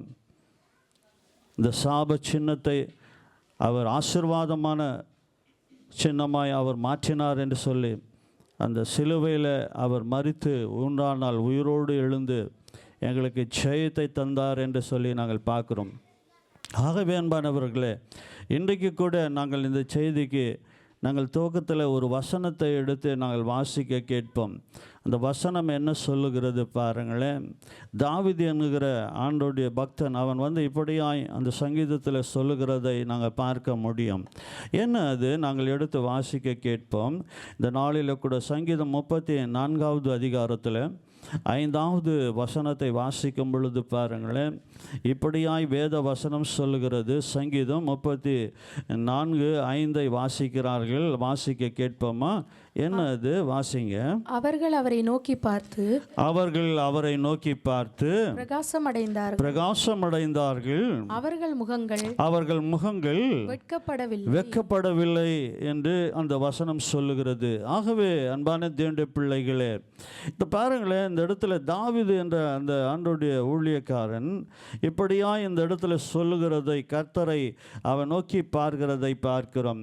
ஏன் அவன் அப்படியாய் செய்ய வேண்டும் என்று சொல்லி நாங்கள் பார்க்கும் பொழுது, அவன் எல்லா விதத்திலும் எல்லா காரியங்களிலும் தேவனை முன்பாக வைத்து அவன் வாழ்ந்தான் என்று சொல்லி, வெற்றி சிறந்தான் என்று சொல்லி நாங்கள் வேதத்தில் பார்க்கிறோம். அதனால தான் ஆண்டவரே இந்த தாவீதை குறித்து சொல்றாரு, அவன் என் இதயத்துக்கு ஏற்றவன் என்று சொல்லி. ஆகவே அன்பான தேவனுடைய பிள்ளைகளே, இன்றைக்கு உலகம் இன்றைக்கு எத்தனையோ காரியங்களை நோக்கி பார்த்து கொண்டு இருக்கிறதை பார்க்க முடியும். அநேக காரியங்களுக்குள்ளே அவங்க கடந்து போகிறதை பார்க்க முடியும். ஆனால் அன்பான தேவனுடைய பிள்ளைகளே, ஆண்டவர் பிள்ளைகள் எங்கள் வாழ்க்கையில் என்ன சூழ்நிலை வந்தாலும், என்ன காரியங்கள் நடந்தாலும் கூட நாங்கள் தேவனை முதலாவது நோக்கி பார்க்கிறவர்களாக இருக்கணும். அப்போ பாருங்களேன், ஆண்டோடைய வசனம் சொல்லுகிறது, அவர்கள் தான் வெட்கப்பட்டு போக மாட்டார்கள் என்று சொல்லி. ஒருவேளை இன்றைக்கு நாங்கள் வெட்கப்பட்டு இருக்கிறோமா? ஒருவேளை எங்கள் வாழ்க்கையில் ஏன் இப்படியான ஒரு இழிவான காரியங்கள், தோல்விகள் எங்கள் வாழ்க்கையில் கடந்து வருகிறது என்று சொல்லி கூட நாங்கள் இருக்கலாம். ஆனால் அன்பான தேவனுடைய பிள்ளைகளே, அவரை நோக்கி பார்த்த ஒவ்வொருவரும் பிரகாசமான அவர்கள் முகங்கள் என்னதான் ஒருபோதும் என்னதான் வெட்கப்பட்டு போவதில்லை என்று சொல்லி. ஆகவே ஒருவேளை சூழ்நிலை அப்படியாய் வெட்கப்பட்டு போவோமோ என்ற அந்த காரியங்கள் எங்கள் வாழ்க்கையில் இருக்கலாம். ஆனால் ஆண்டவருடைய வசனம் சொல்லுகிறது, அவர்கள் கட்டாயம் வெட்கப்பட்டு போவது இல்லை என்று சொல்லி ஆண்டவருடைய வசனம் சொல்லுகிறது. பாருங்களேன், மாத்திரமல்ல, யோவான் எழுதின சுவிசேஷ புஸ்தகத்தில் பாருங்களேன் என்ன சொல்லுகிறது, எடுத்து வாசிங்கள். யோவான் எழுதின சுவிசேஷம் 3வது அதிகாரம் 14வது வசனத்தை வாசிக்கும் பொழுது வேதம் இப்படியா சொல்லுகிறது. என்னது? வாசிக்க கேட்போம் பாருங்களேன். யோவான் 3:14 வாசிக்கிறார்கள். வாசிக்க கேட்போமா? சர்ப்பமானது மோசேயினாலே வனாந்திரத்திலே உயர்த்தப்பட்டது போல மனுஷகுமாரனும் தன்னை விசுவாசிக்கிற எவனோ அவன் கெட்டு வெட்கப்பட்டு போகாதபடிக்கு அவன் நித்திய ஜீவனை அடையும்படிக்கு உயர்த்தப்பட வேண்டும் என்று சொல்லி ஆண்டவருடைய வசனம் சொல்லுகிறது. அப்படி என்று சொன்னால் அன்பான தேவனுடைய பிள்ளைகளே, இதோ இந்த தாவீது யாரை நோக்கி பார்த்திருப்பான்? யோசித்து பாருங்க. அந்த வானம் கொள்ளாத அந்த தேவனை, யாவே கடவுளை, யெகோவா தேவனை அவன் நோக்கி பார்த்தான். அதனால தான் அவன் சொல்றான் அந்த வசனத்தில், இந்த ஏழை கூப்பிட்டான், கர்த்தரோ அவனுடைய குரலுக்கு என்ன பண்ணாராம்? செவி சாய்த்தார் என்று சொல்லி நாங்கள் சங்கீதத்தில் பார்க்கிறோம். அப்படி என்று சொன்னால் இதோ இந்த இடத்துல அந்த சர்ப்பத்தை உயர்த்த வேண்டிய காரணம் என்ன, ஏன் உயர்த்தப்பட்டது என்று சொல்லி நாங்கள் பார்க்கும் பொழுது அன்பான தேவனுடைய பிள்ளைகளே, நிறைய நேரத்தில் நாங்கள் வெட்கப்பட்டு போகிற காரியங்கள் வருவதற்கு காரணம் என்ன? நாங்கள் எங்களை ஆராய்ந்து பார்ப்பதில்லை, யோசிப்பதில்லை. ஆனால் நாங்கள் அநேகரை நாங்கள் பழி சாற்றுகிறோம், மற்றவர்களை குறை சொல்லுகிறோம், தேவனை நாங்கள் பழிக்கிறோம். அநேக தேவ பிள்ளைகளை, ஊழியர்களை அப்படியாக நாங்கள் பழிக்கிறதை பார்க்கிறோம். அப்படி அல்ல. ஆனால் எங்கள் வாழ்க்கையில் அந்த காரியங்கள் நடக்காத இருக்க காரணம் என்ன? என்றைக்காக நாங்கள் ஆராய்ந்து பார்த்து இருக்கிறோமா, அதை யோசித்து இருக்கிறோமா என்று சொல்லி. அப்போ இந்த வசனம் சொல்லுகிறது, யோவான் நாங்கள் 3ல் பார்த்தோம், ஒருவரும் கெட்டு போகாதபடிக்கு நித்திய ஜீவனை அடையும்படிக்கு அந்த சர்ப்பத்தை நோக்கி பார்க்க வேண்டும். பாருங்களேன், என்னாகமத்தில் பழைய ஏற்பாடில் சொல்லப்பட்ட அந்த காரியம் இங்கே எழுதப்பட்டு இருக்கிறதை பார்க்க முடிகிறது. நீங்கள் பழைய ஏற்பாடில் பாருங்கள், 21வது அதிகாரத்தில் 8வது வசனத்தை வாசிக்கிறாங்க. அங்கே பாருங்களேன், ஒரு காரியம் என்ன சொல்லுகிறது, வாசிங்க. என்னாகமத்தில் 21:8 வாசிக்கும் பொழுது வேத வசனம் எப்படியாய் சொல்லுகிறது, வாசிங்க. அப்பொழுது கர்த்தர் மோசேயை நோக்கி, நீ ஒரு கொள்ளிவாய் சர்ப்பத்தின் உருவத்தை செய்து அதை ஒரு கம்பத்தின் மேல் தூக்கி வை. என்ன இது? ஆண்டவர் சொல்றாரு, பழைய ஏற்பாடுல நீ அந்த சர்ப்பத்தை நீ என்ன பண்ணு செய்து நீ அந்த இடத்துல உயர்த்தி வை என்று சொல்லி. காரணம் என்ன? இங்கே கீழே இருக்கிற நீங்கள் வசனங்களை வாசிக்கும் பொழுது தேவனுக்கு பிரியமில்லாத காரியங்களை செய்யும் பொழுது அவர்கள் அந்த இடத்துல பாருங்களேன், அநேக வியாதிகளினாலும் அவர்கள் அந்த இடத்துல இதோ ஆண்டோடைய காரியங்களுக்கு எதிராக செயல்படும் பொழுது அவங்க வாழ்க்கையில் வர அந்த காரியங்களை பாருங்கள். 6வது வசனத்தை வாசிங்கப்பா, அதில் உங்களுக்கு விளங்கும் என்ன சொல்லுகிறது. கர்த்தர் கொள்ளிவாய் சர்ப்பங்களை ஜனங்களுக்குள்ளே அனுப்பினார். பாருங்களேன், தேவனே அனுப்புகிறார். காரணம் என்ன? வாசிங்க. அவைகள் ஜனங்களை கடித்ததினால் இஸ்ரவேலருக்குள்ளே அநேக ஜனங்கள் செத்து போனார்கள் என்று சொல்லி பார்க்கிறது. தேவன் ஏன் அதை அனுமதிக்கணும்? இன்றைக்கு பாவம் பெறுகிறது. ஆகவே பாவங்களை பார்க்க இதோ இந்த நாளில் அன்பான தேவனுடைய பிள்ளைகளே, அந்த பரிசுத்த தேவன் அந்த பாவத்தை பார்க்கக்கூடாத சுத்த கணனாய் இருக்கிறார். ஆகவே தேவனுக்கு எதிராய் அவர்கள் செயல்படும் பொழுது தேவன் சில காரியங்களை நாங்கள் வேதத்தில் பார்க்கும் பொழுது அனுமதிக்கிறதை பார்க்கிறோம். ஆனாலும் அன்பான தேவனுடைய பிள்ளைகளே, அப்போ 7வது வசனம் என்ன சொல்லுகிறது? இதனால் வாசிங்க, ஜனங்கள் மோசேயினிடத்தில் போய் தங்கள் கர்த்தருக்கு உமக்கு விரோதமாகவும் கர்த்தருக்கு விரோதமாக பேசினதினால் பாவம் செய்தன். பாருங்களேன், ஏன் தேவன் அதை அனுமதித்தார் என்றால் இங்கே விளக்கம் சொல்லுகிறது. கடவுளுக்கும் தேவ மனிதனுக்கும் என்ன பண்ணாங்களாம்? விரோதமாக பாவம் செய்ததுனால, பிழை விட்டதுனால, தவறு செய்ததுனால இன்றைக்கும் நாங்கள் தேவனுக்கும் அநேக ஆண்டோட பிள்ளைகளுக்கு மாத்திரமல்ல, எங்களுக்கு எதிராய் அநேகரை நாங்களே அப்படியாய் அவங்க எண்ணிக்கொண்டு அவர்களுக்கு எதிராய் நாங்கள் செயல்படும் பொழுது அன்பான தேவனுடைய பிள்ளைகளே, நாங்கள் உணர்வற்று இருக்கிறதை பார்க்கிறோம். ஆனால் இந்த இடத்துல அவர்கள் அந்த மோசே என்ற அந்த பக்தன் இடத்துல, ஊழியக்காரன் இடத்துல அவங்க போய் முறையிடுறாங்க. நாங்கள் பாவம் செய்தோம். வாசிங்க, சர்ப்பங்கள் நீங்கும்படிக்கு, இந்த இந்த காரியம் பொல்லாத காரியம் நீங்கும்படிக்கு கர்த்தரை நோக்கி விண்ணப்பம் பண்ணும் என்றார்கள். மோசே ஜனங்களுக்காக என்ன பண்ணாராம்? விண்ணப்பம் பண்ணினான். அப்போதான் ஆண்டவர் சொல்றாரு, 8வது வசனம், அப்பொழுது கர்த்தர் மோசேயை நோக்கி, நீ ஒரு கொள்ளிவாய் சர்ப்பத்தின் உருவத்தை செய்து அதை ஒரு கம்பத்தின் மேல் தூக்கி வை. கடிக்கப்பட்டவன் அவனோ அவன் அதை நோக்கி பார்த்தால், இதோ அந்த இடத்துல கடிக்கப்பட்ட எவனோ அதை நோக்கி பார்த்தால் அவன் பிழைப்பான். அப்புறமா அப்படியே மோசே என்ன பண்ணானா? ஒரு வெண்கல சர்ப்பத்தை உண்டாக்கி அதை ஒரு கம்பத்தின் மேலே தூக்கி வைத்தான். சர்ப்பம் ஒருவனை கடித்த போது அவன் அந்த வெண்கல சர்ப்பத்தை நோக்கி பார்த்து பிழைப்பான் என்று சொல்லி, அதுதான் நாங்கள் பார்த்தோம் புதிய ஏற்பாடுல யோவான் 3ஆம் அதிகாரத்தில் 14-15 பார்க்கும் பொழுது, இதோ இயேசு கிறிஸ்துவை யாரெல்லாம் நோக்கி பார்க்கிறார்களோ அவர்கள் பிழைத்துக் கொள்வார்கள். எதற்கு? இந்த வாழ்க்கையில் அன்பான தேவனுடைய பிள்ளைகளே, அவங்க பாவத்திலும் சாபத்திலும் இதோ இந்த நாளில் தரித்திரத்திலும் வறுமையிலும் இருக்கிற இதோ அநேக ஜனங்கள் இன்றைக்கு இயேசுவை நோக்கி பார்க்காதபடி உலகத்தையும் உலக காரியங்களை நோக்கி கொண்டு இருக்கிறதை நாங்கள் பார்க்க முடிகிறது. அதனால தான் அவங்க வாழ்க்கையில் ஒரு ஆசீர்வாதம் இல்லை, ஆண்டவருடைய விடுதலை இல்லை, சமாதானம் இல்லை, சந்தோஷம் இல்லை. இதோ பைபிள் தெளிவாய் சொல்லுகிறது, இதோ இயேசுவை நோக்கி பார்க்கிறவர்கள் பிழைத்துக் கொள்வார்கள் என்று சொல்லி. ஆனால் அன்பான தேவனுடைய பிள்ளைகளே, தாவீது அதை சொல்லுகிறான், இதோ அவரை நோக்கி பார்த்தவர்கள் பிரகாசம் அடைந்தார்கள், அவர்கள் முகங்கள் வெட்கப்பட்டு போகல என்று சொல்லி. இன்றைக்கு எங்க வாழ்க்கையில குடும்பத்தில் அநேக காரியங்கள் வெட்கப்பட்டு போகிற காரியங்கள் இருக்கிறதா? நாங்கள் தேவனை உண்மையாய் நோக்கி பார்க்கிறோமா? இல்லை எங்கள் காரணங்களுக்காக நாங்கள் அநேக காரியங்களை சொல்லிக்கொண்டு இதோ தேவனை பழிக்கிறோமா? இல்லை அன்பான தேவனுடைய பிள்ளைகளே, அப்படி செய்தால் நீங்கள் பிழைக்க மாட்டீர்கள். அதுதான் இந்த வசனத்தில் நாங்கள் பார்க்கிறோம். அதை பார்த்தவர்கள் அவர்கள் பிழைப்பார்கள் என்று சொல்லி ஆண்டவர் சொல்றாரு. இன்றைக்கு எங்கள் வாழ்க்கையில் நாங்கள் எதை இன்றைக்கு பார்த்து கொண்டு இருக்கிறோம்? உலக காரியங்களிலும் பிரச்சனைகளும் பாடுகளுமா? ஆனால் அன்பான தேவனுடைய பிள்ளைகளே, ஆண்டவருடைய வசனம் சொல்லுகிறது, வாழ்க்கையில் உபத்திரங்கள் வரலாம், பாடுகள் வரலாம், நிந்தை வரலாம், வேதனை கண்ணீர் வரலாம், அது எல்லாவற்றையும் நான் மாற்றுவேன் என்று ஆண்டவர் வாக்கு கொடுத்திருக்கிறாரு. ஏன் அதை நாங்கள் நினைப்பதில்லை? ஏன் அதை மறந்து போகிறோம்? ஆகவே அன்பான தேவனுடைய பிள்ளைகளே, இதோ ஆண்டவரை நோக்கி பார்க்கிறவர்கள் அவர்கள் பிழைத்துக் கொள்வார்கள் என்று சொல்லி. சரி, இன்றைக்கு நாங்கள் பார்ப்போம். வேதத்தில் அப்படியாய் சிலுவையை அவர்கள் என்னவாய் செய்தார்கள் என்று சொல்லி அந்த ஜனங்கள் எப்படியெல்லாம் நடந்து கொண்டார்கள் பாருங்களேன். இந்த இடத்துல எடுத்து யூதர்களும் கிரேக்கர்களும் அன்றைக்கு அவர்கள் எப்படி நடந்து கொண்டார்கள் என்று சொல்லி ஒரு காரியத்தை நாங்கள் பார்க்க போகிறோம். இதை பார்த்து நாங்கள் சில காரியங்களை கற்றுக்கொண்டு இன்றைக்கு ஒப்பு கொடுத்து நாங்கள் ஜெபித்து கடந்து போக போகிறோம்.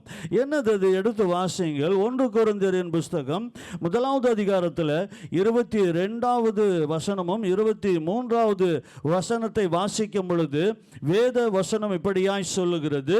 எடுத்து வாசிக்க கேட்போம். 1 கொரிந்தியர் 1வது அதிகாரத்தில் 22, 23 நாங்கள் வாசிக்க கேட்போம். யூதர்கள் அடையாளத்தை கேட்கிறார்கள், யூதர்கள் அடையாளத்தை கேட்கிறார்கள், கிரேக்கர் ஞானத்தை தேடுகிறார்கள், கிரேக்கர் ஞானத்தை தேடுகிறார்கள், நாங்களோ சிலுவையில் அறையப்பட்ட கிறிஸ்துவை நாங்கள் என்ன பண்ணுகிறோம்? நாங்கள் பிரசங்கிக்கிறோம் என்று சொல்லி இந்த வசனம் சொல்லுகிறது. ஆகவே அன்பான தேவ பிள்ளைகளே, இது இந்த இடத்துல நாங்கள் பார்க்கிறோம். அன்பு தேவ பிள்ளைகளே, யூதர்கள் அடையாளத்தை தேடுகிறார்கள், கிரேக்கர் ஞானத்தை தேடுகிறார்கள், நாங்களோ சிலுவையில் அறையப்பட்ட இயேசுவை பிரசங்கிக்கிறோம். ஆனால் அப்புறமா என்ன சொல்லுகிறது? அவ யூதருக்கு இடரலாயும் கிரேக்கருக்கு பைத்தியமாக இருக்கிறார். ஆகிலும் யூதரானாலும் கிரேக்கரானாலும் எவர்கள் அழைக்கப்பட்டிருக்கிறார்களோ அவர்களுக்கே கிறிஸ்து தேவபலனும் தேவ ஞானமுமாய் இருக்கிறார். அல்லேலூயா சொல்லுவோம். ஆகவே அன்பான தேவனுடைய பிள்ளைகளே, இன்றைக்கு எங்கள் வாழ்க்கையில தேவன் எங்களுக்கு பலனா இருக்கிறாரா? அவர் ஒருபோதும் எங்கள் வாழ்க்கையில வெட்கத்தை கொண்டு வர விடமாட்டார், எங்களை அப்படியா விழுந்து போக விடமாட்டார், எங்கள் வாழ்க்கையில அழிவுக்கு ஒப்பு கொடுக்க மாட்டார். எங்களை சாபத்திலிருந்து விடுவிக்க வந்த அந்த இயேசு இந்த நாளில் அன்பான தேவனுடைய பிள்ளைகளே, அவரை நோக்கி பார்க்க நாங்கள் எந்த நேரத்திலும் எந்த சூழ்நிலை வந்தாலும் அதை நாங்கள் பார்க்க கற்றுக்கொள்ள வேண்டும். அதுதான் இன்றைக்கு இந்த காரியத்தை பார்க்கிறோம். சரி, இவர்கள் யூதர்கள் பாருங்கள் என்ன சொல்றாங்க? அடையாளத்தை தேடுகிறார்கள். இன்றைக்கும் பாருங்களேன், நிறைய நேரத்தில் ஆண்டோட சமூகத்துக்கு வாங்கப்பா என்று சொன்னாக்கா முதலாவது கடவுள் எங்களுக்கு என்னது அற்புதம் செய்யட்டும், பிற்பாடு என்ன பண்றோம்? நாங்கள் வரோம், நம்புகிறோம், விசுவாசிக்கிறோம். அப்படி அல்ல அன்பான தேவனுடைய பிள்ளைகளே. தேவன் உண்டென்று நீ என்ன பண்ணணும்? நீ விசுவாசிக்கணும். எனக்கு தேவன் இந்த காரியத்தை செய்வார் அப்படி என்று சொன்னால், தேவன் அவர் காணக்கூடாத ஒரு தேவனாக இருக்கிறார், ஒளியாக இருக்கிறார். அவர் சேரக்கூடாத ஒளியில் வாசம் பண்ணுகிறவராக இருக்கிறார். ஆனால் அவர் இருக்கிறார் உனக்காக இந்த பூமியில். இதோ அவர் உலாவி கொண்டு இருக்கிறார். அதை நீ நம்பணும். முதலாவது நீ விசுவாசிக்கணும். எந்த நிலையிலும் எனக்கு ஆண்டவர் உதவி செய்வார் என்று சொல்லி. ஆனால் இந்த கிரேக்கர், இந்த யூதர்கள் அன்றைக்கு பாருங்களேன், வேதத்தில் பார்க்கிறோம், அவர் ஞானத்தை தேடுகிறார்கள், அடையாளத்தை தேடுறாங்க என்று சொல்லி நாங்கள் பார்க்கிறோம். அன்பான தேவ பிள்ளைகளே, அதுக்கு பாருங்களேன், இயேசுவே என்ன சொல்றாரு பாருங்களேன். மத்தேயுக்கு எழுதின சுவிசேஷ புஸ்தகத்தில் 12வது அதிகாரத்தில் எடுத்து நாங்கள் வாசிக்கும் பொழுது இயேசு அந்த இடத்துல பாருங்களேன், இந்த கிரேக்கர்கள் அப்படியாக ஆண்டவர் இருக்கும் பொழுது ஆண்டவரிடத்தில் கேட்குறாங்க. 38வது வசனத்திலிருந்து வசனங்களை வாசிக்கும் பொழுது நாங்கள் விளங்கி கொள்ள முடியும். பாருங்களேன், எடுத்து வாசிங்க. 12 நீங்க 38 வாசிங்களேன். அப்பொழுது வேதபாரகரிலும் பரிசேயரிலும் சிலர் அவரை நோக்கி, சிலர் இயேசுவை நோக்கி, போதகரே உம்மால் ஒரு அடையாளத்தை காண விரும்புகிறோம். பாருங்களேன், அவங்க என்ன விரும்புறாங்க? ஒரு அடையாளத்தை நான் காணட்டும் என்று சொல்லி. ஆனால் ஆண்டவர் இந்த இடத்துல உங்கள் மன விருப்பங்களை நிறைவேற்றுகிற கர்த்தர் என்று அவருக்கு பேர் உண்டு. ஆகவே அன்பான தேவ பிள்ளைகளே, நீ சொல்லுகிறபடி, நீ விசுவாசிக்கிறபடி உனக்கு ஆக கடவுது என்று சொன்ன அந்த தேவன் மன விருப்பத்தை நிறைவேற்றாமல் போவாரா? இல்லை அன்பான தேவ பிள்ளைகளே, இங்கே ஆண்டவரை சோதிக்கிறபடியாய், ஆண்டவரை பரிசோதிக்கிறபடியாய் அவங்க அந்த இடத்துல கேட்கிறதை பார்க்கிறோம். அந்த இடத்துல அவங்க அந்த காரியம் காரியங்களை வைக்கிறதை பார்க்கிறோம். இந்த அடையாளத்தை காண நாங்கள் விரும்புகிறோம் என்று சொல்லி இயேசு என்ன பதில் கொடுத்தார்? வாசிங்க. அவர்களுக்கு அவர் பிரதியுத்தரமாக, இந்த பொல்லாத பாருங்கள், ஆண்டவர் என்ன சொல்றாரு? இதை கேட்கிறவங்களை பார்த்து ஆண்டவர் சொல்றாரு, பொல்லாத விபச்சார சந்ததியாரு, அடையாளத்தை தேடுகிறீர்கள். ஆனாலும் ஆண்டவர் சொல்றாரு பாருங்களேன், நீங்க அடையாளத்தை தேடித்து கொண்டு இருக்கிறீங்க, ஆனால் நீங்கள் எப்படி இருக்கிறீங்க என்று சொல்லி முதலாவது உணராமல் இருக்கிறீங்க, அதை நீங்கள் அறிந்து கொள்ளாமல் இருக்கிறீங்க. அந்த இடத்துல பாருங்களேன், வாசிங்க. அப்ப என்ன சொல்றாரு? ஆனாலும் யோனா தீர்க்கதரிசியின் அடையாளமே அன்றி வேறு அடையாளம் இவர்களுக்கு கொடுக்கப்படவில்லை. வாசிங்க. யோனா இரவும் பகலும் 3 நாள் ஒரு பெரிய மீனின் வயிற்றில் இருந்தது போல. போன வாரம் நாங்க பார்த்தோம்.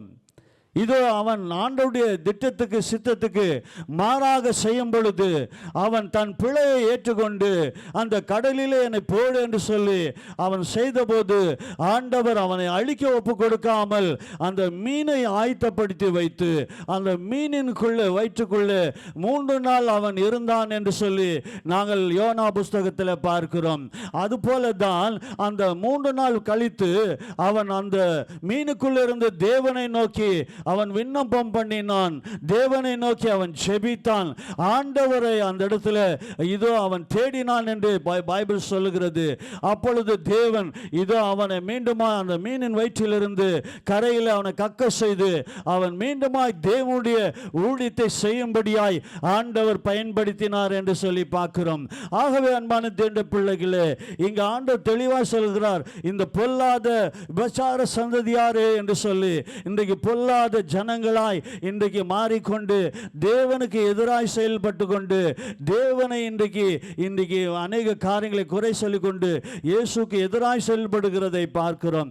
ஆனால் தேவ பிள்ளைகளாகிய நீங்களும் நாங்களும் இன்றைக்கு என்ன செய்து கொண்டு இருக்கிறோம்? அதனால தான் இதோ மனுஷகுமாரனும் அதுபோல மனுஷகுமாரன் இரவும் பகலும் 3 நாள் பூமியின் இருதயத்தில் இருப்பான் என்று சொல்லி அது எதை குறிக்கிறது? சிலுவையில் இதோ ஆண்டவர் அவர் தன் ஜீவனை கொடுத்து 3ஆம் நாள் அவர் உயிரோடு எழுந்தார். அல்லேலூயா. ஆகவே உனக்காக எனக்காக அவர் அடிக்கப்பட்டார், நொறுக்கப்பட்டார் என்று சொல்லி பார்க்கிறோம். ஆகவே அன்பான தேவனுடைய பிள்ளைகளே, இதை விசுவாசிக்கிறவனுக்கு எல்லாம் கூடும் என்று சொல்றார் ஆண்டவர். நீ விசுவாசித்தால் தேவ மகிமையை காண்பாய் என்று சொல்லி. ஆனால் அன்பான தேவனுடைய பிள்ளைகளே, எங்களுடைய விசுவாசம் எதில் இருக்கிறது? நாங்கள் அடையாளங்களை தேடிக்கொண்டு இருக்கிறோமா? இல்லை. ஆண்டவர் சொல்றாரு, முதலாவது என்னை தேடு, பிறகு நீ என்னென்னலாம் கேட்கிறாயோ உனக்கு தேவையோ அதெல்லாம் நான் என்ன பண்ணுவேன்? தருவேன் என்று சொல்லுகிறார். பாருங்கள், ஆண்டவர் சொல்றாரு, நீ என்ன விரும்புகிறாய் அதை நான் உனக்கு தருவேன் என்று சொல்லி. ஆனால் இன்றைக்கு நாங்கள் தேவனிடத்தில் என்ன வைக்கிறோம்? நீர் இதை செய்யுங்க, பிற்பாடு வேணும் நாங்கள் பார்க்கிறோம். அல்ல, எங்கள் வாழ்க்கையில் அன்பான தேவனுடைய பிள்ளைகளே, தேவன் எல்லாவற்றையும் செய்ய அவர் வல்லமை உள்ள தேவனாக இருக்கிறார். ஆகவே தான் இன்றைக்கு நாங்கள் பார்க்கிறோம், அந்த யூதர்கள் அன்றைக்கு அடையாளத்தை தேடிக்கொண்டு இருக்கும் பொழுது ஆண்டவர் அந்த இடத்துல யோனாவை சுட்டி காட்டி ஆண்டவர் அந்த இடத்துல சொல்லுகிறதை பார்க்கிறோம். இன்றைக்கு அன்பான தேவனுடைய பிள்ளைகளே, ஆனாலும் கூட இந்த யோனாவிலும் காற்றிலும் பெரியவர் எங்கள் ஆண்டவர் இயேசு. அல்லேலூயா, அல்லேலூயா சொல்வோமா? ஆகவே அன்பான தேவனுடைய பிள்ளைகளே, யோனாவோடு இயேசுவை ஒப்பிட்டு சொல்ல முடியாது. மாறாக அவர் சர்வ வல்லமுள்ள தேவனாய் இருக்கிறார், எல்லாவற்றையும் செய்து முடிக்கிற கர்த்தராய் அவர் இருக்கிறார். ஆனாலும் கூட உனக்காக எனக்காக இந்த 7 கோலம் எடுத்து அவர் மனிதனாய் வந்து உனக்காக ஜீவனை தந்தாரு. அவரை நோக்கி பார்க்க கற்றுக்கொண்டு இருக்கிறோமா? இல்லை. உலக காரியங்களும் இன்றைக்கு அநேக காரியங்களில் இன்றைக்கு அழிந்து போகிற காரியங்களை மனிதன் தேடி ஓடுகிறதை பார்க்கிறோம். இன்றைக்கு எங்கே தேவ பிள்ளைகள், ஆண்டவருடைய பிள்ளைகள் என்று சொல்லி தேவன் அங்காளாக்கிற ஒரு கர்த்தராய் இருக்கிறார். ஆகவே அவர்கள் அடையாளத்தை தேடுகிறார்கள். இதோ நாங்களோ கர்த்தரை தேடுகிறோம், நாங்கள் கர்த்தரை தேடுகிறவள் கண்டடைவான் என்று சொல்லி ஆண்டவருடைய வசனம் சொல்கிறது. அதுபோல தான் அன்பான தேவனுடைய பிள்ளைகளே, நீங்கள் மீண்டுமாய் 1 கொரிந்தியர் அந்த 1வது அதிகாரத்தில் 22 வாசிங்க. அந்த வசனம் என்ன சொல்லுகிறது? யூதர்கள் அடையாளத்தை கேட்கிறார்கள், கிரேக்கர் ஞானத்தை. கிரேக்கர் இப்ப வந்து என்ன சொல்றாங்களாம்? அவங்க ஞானத்தை கேட்கிறாங்களாம். ஆனால் அன்பான தேவனுடைய பிள்ளைகளே, இந்த ஞானம் எதற்காக? இன்றைக்கு இந்த அறிவு தாங்க. இன்றைக்கு கொஞ்சம் யோசித்து பாருங்க, மனுஷனை கடவுள் படைத்தார். அப்போ கொஞ்சம் யோசித்து பாருங்க, தேவன் எல்லாவற்றையும் ஞானமாய் படைத்த அந்த தேவனையே இன்றைக்கு மனுஷன் என்ன பண்ணுறான்? கேள்வி கேட்குறான். இன்றைக்கி கடவுள் இல்லைன்னு சொல்கிறானே, கேட்குறதுக்கு யாரையா உனக்கு உரிமை தந்தது? யோசித்து பாருங்க. கடவுள் உன்னை அவர் கிருபையாய் படைத்தார். இப்படி யோசித்து பாருங்களேன். இன்றைக்கு எத்தனையோ மிருக ஜீவன்கள், அநேக பறவைகள், ஊரும் பிராணிகள் அவையெல்லாம் இருக்கிறது. அவையெல்லாம் கூட ஆண்டவர் படைத்தார். ஆனால் அன்பானவர்களே, மனிதனை அப்படி படைக்காமல் தன் சாயலாய் படைத்து தன் சுவாசத்தை தந்து அவனுக்கு ஜீவனை தந்து அவன் பாவத்தில் விழுந்தபோது அவன் அழிந்து போகாதபடிக்கு பாவத்திலிருந்து மீட்க தன் ஜீவனை தந்து இன்றைக்கு ஆண்டவர் வைத்திருக்கிறாரு. ஆகவே அன்பான தேவனுடைய பிள்ளைகளே, இந்த மனிதனுடைய அறிவு இன்றைக்கு எங்கே போய் இருக்கிறது? யோசித்து பார்ப்போம். இன்றைக்கு எங்கள் வாழ்க்கையில் எங்கள் அறிவு எதை தேடுகிறது? எதை நாடுகிறது? யாரை நாங்கள் சார்ந்து இருக்கிறோம்? அதுதான் இன்றைக்கு மிக அவசியமாக இருக்கிறது. அவங்க அறிவை தேடுகிறார்கள். இன்றைக்கு பாருங்களேன், நிறைய படிப்பு இன்றைக்கு படித்து இன்றைக்கு அநேக விஞ்ஞானிகள் என்று சொல்லி தங்களை அவங்க உயர்த்தி கொள்கிறதை பார்க்குறோம். நான் இதை கண்டுபிடித்தேன், நான் இதை செய்துவிட்டேன் என்று சொல்லியெல்லாம் நான் மீண்டும் மீண்டும் சொல்லுகிறேன், ஒரு மனிதனாலும் ஒன்றும் செய்ய முடியவே முடியாது. ஏன் என்று சொன்னால், அவன் கண்டு தான் பிடிச்சான், ஆனால் அவனால் என்ன பண்ண முடியாது? ஒன்றை உருவாக்க முடியவே முடியாது. இந்த பூமியில் மனிதன் வாழ, அவன் ஆசீர்வாதமாக இருக்க, அவனுடைய காரியங்கள் எல்லாவற்றையும் தேவன் இந்த பூமியில் செய்து முடித்தார். அன்பான தேவனுடைய பிள்ளைகளை, அதனால தான் ஒவ்வொரு நாளும் ஆண்டவர் அந்த 6 நாட்களை படைக்கும் பொழுது நல்லதென்று கண்டு அது எல்லாம் ஆண்டவர் செய்து முடித்தார் என்று பார்க்கிறோம். இது மாத்திரமல்ல, சிலுவையில் அவர் உனக்காக இது பலியாய் அவர் ஒப்பு கொடுத்த போது அப்பொழுதும் ஆண்டவர் சொல்றாரு, எல்லாம் முடிந்தது, இதோ பிதாவினிடத்தில் என் ஆவியை ஒப்பு கொடுக்கிறேன் என்று சொல்லி. அப்படி என்று சொன்னால் உனக்காக எனக்காக எல்லாவற்றையும் அவர் செய்து விட்டார். ஆகவே நீ கண்டுபிடிக்கிறாய், நல்லது, அது ஆண்டவர் கொடுத்த ஞானம். ஆனால் அது எங்கேயோ ஒன்று வைத்திருக்கிறார் கடவுள், அதை நீ தேடி கண்டுபிடிக்கிறார். அதனால தான் ஆண்டவர் சொன்னார், தேடுங்கள், உங்களுக்கு என்ன பண்ணும்? கண்டடைவீர்கள். தேடுங்கள், கண்டடைவீர்கள். ஆகவே அப்படின்னா நீ தேவனாய் மாற முடியுமா? நீ கடவுளாய் மாற முடியுமா? இல்லவே இல்லை. ஆகவே அன்பான தேவனுடைய பிள்ளைகளே, இன்றைக்கு அறிவை இன்றைக்கு தேடுகிறார்கள். எங்கள் அறிவு எப்படியா இருக்கிறது? இன்றைக்கு ரொம்ப ஞானமாக பேசுகிறதை பார்க்குறோம்.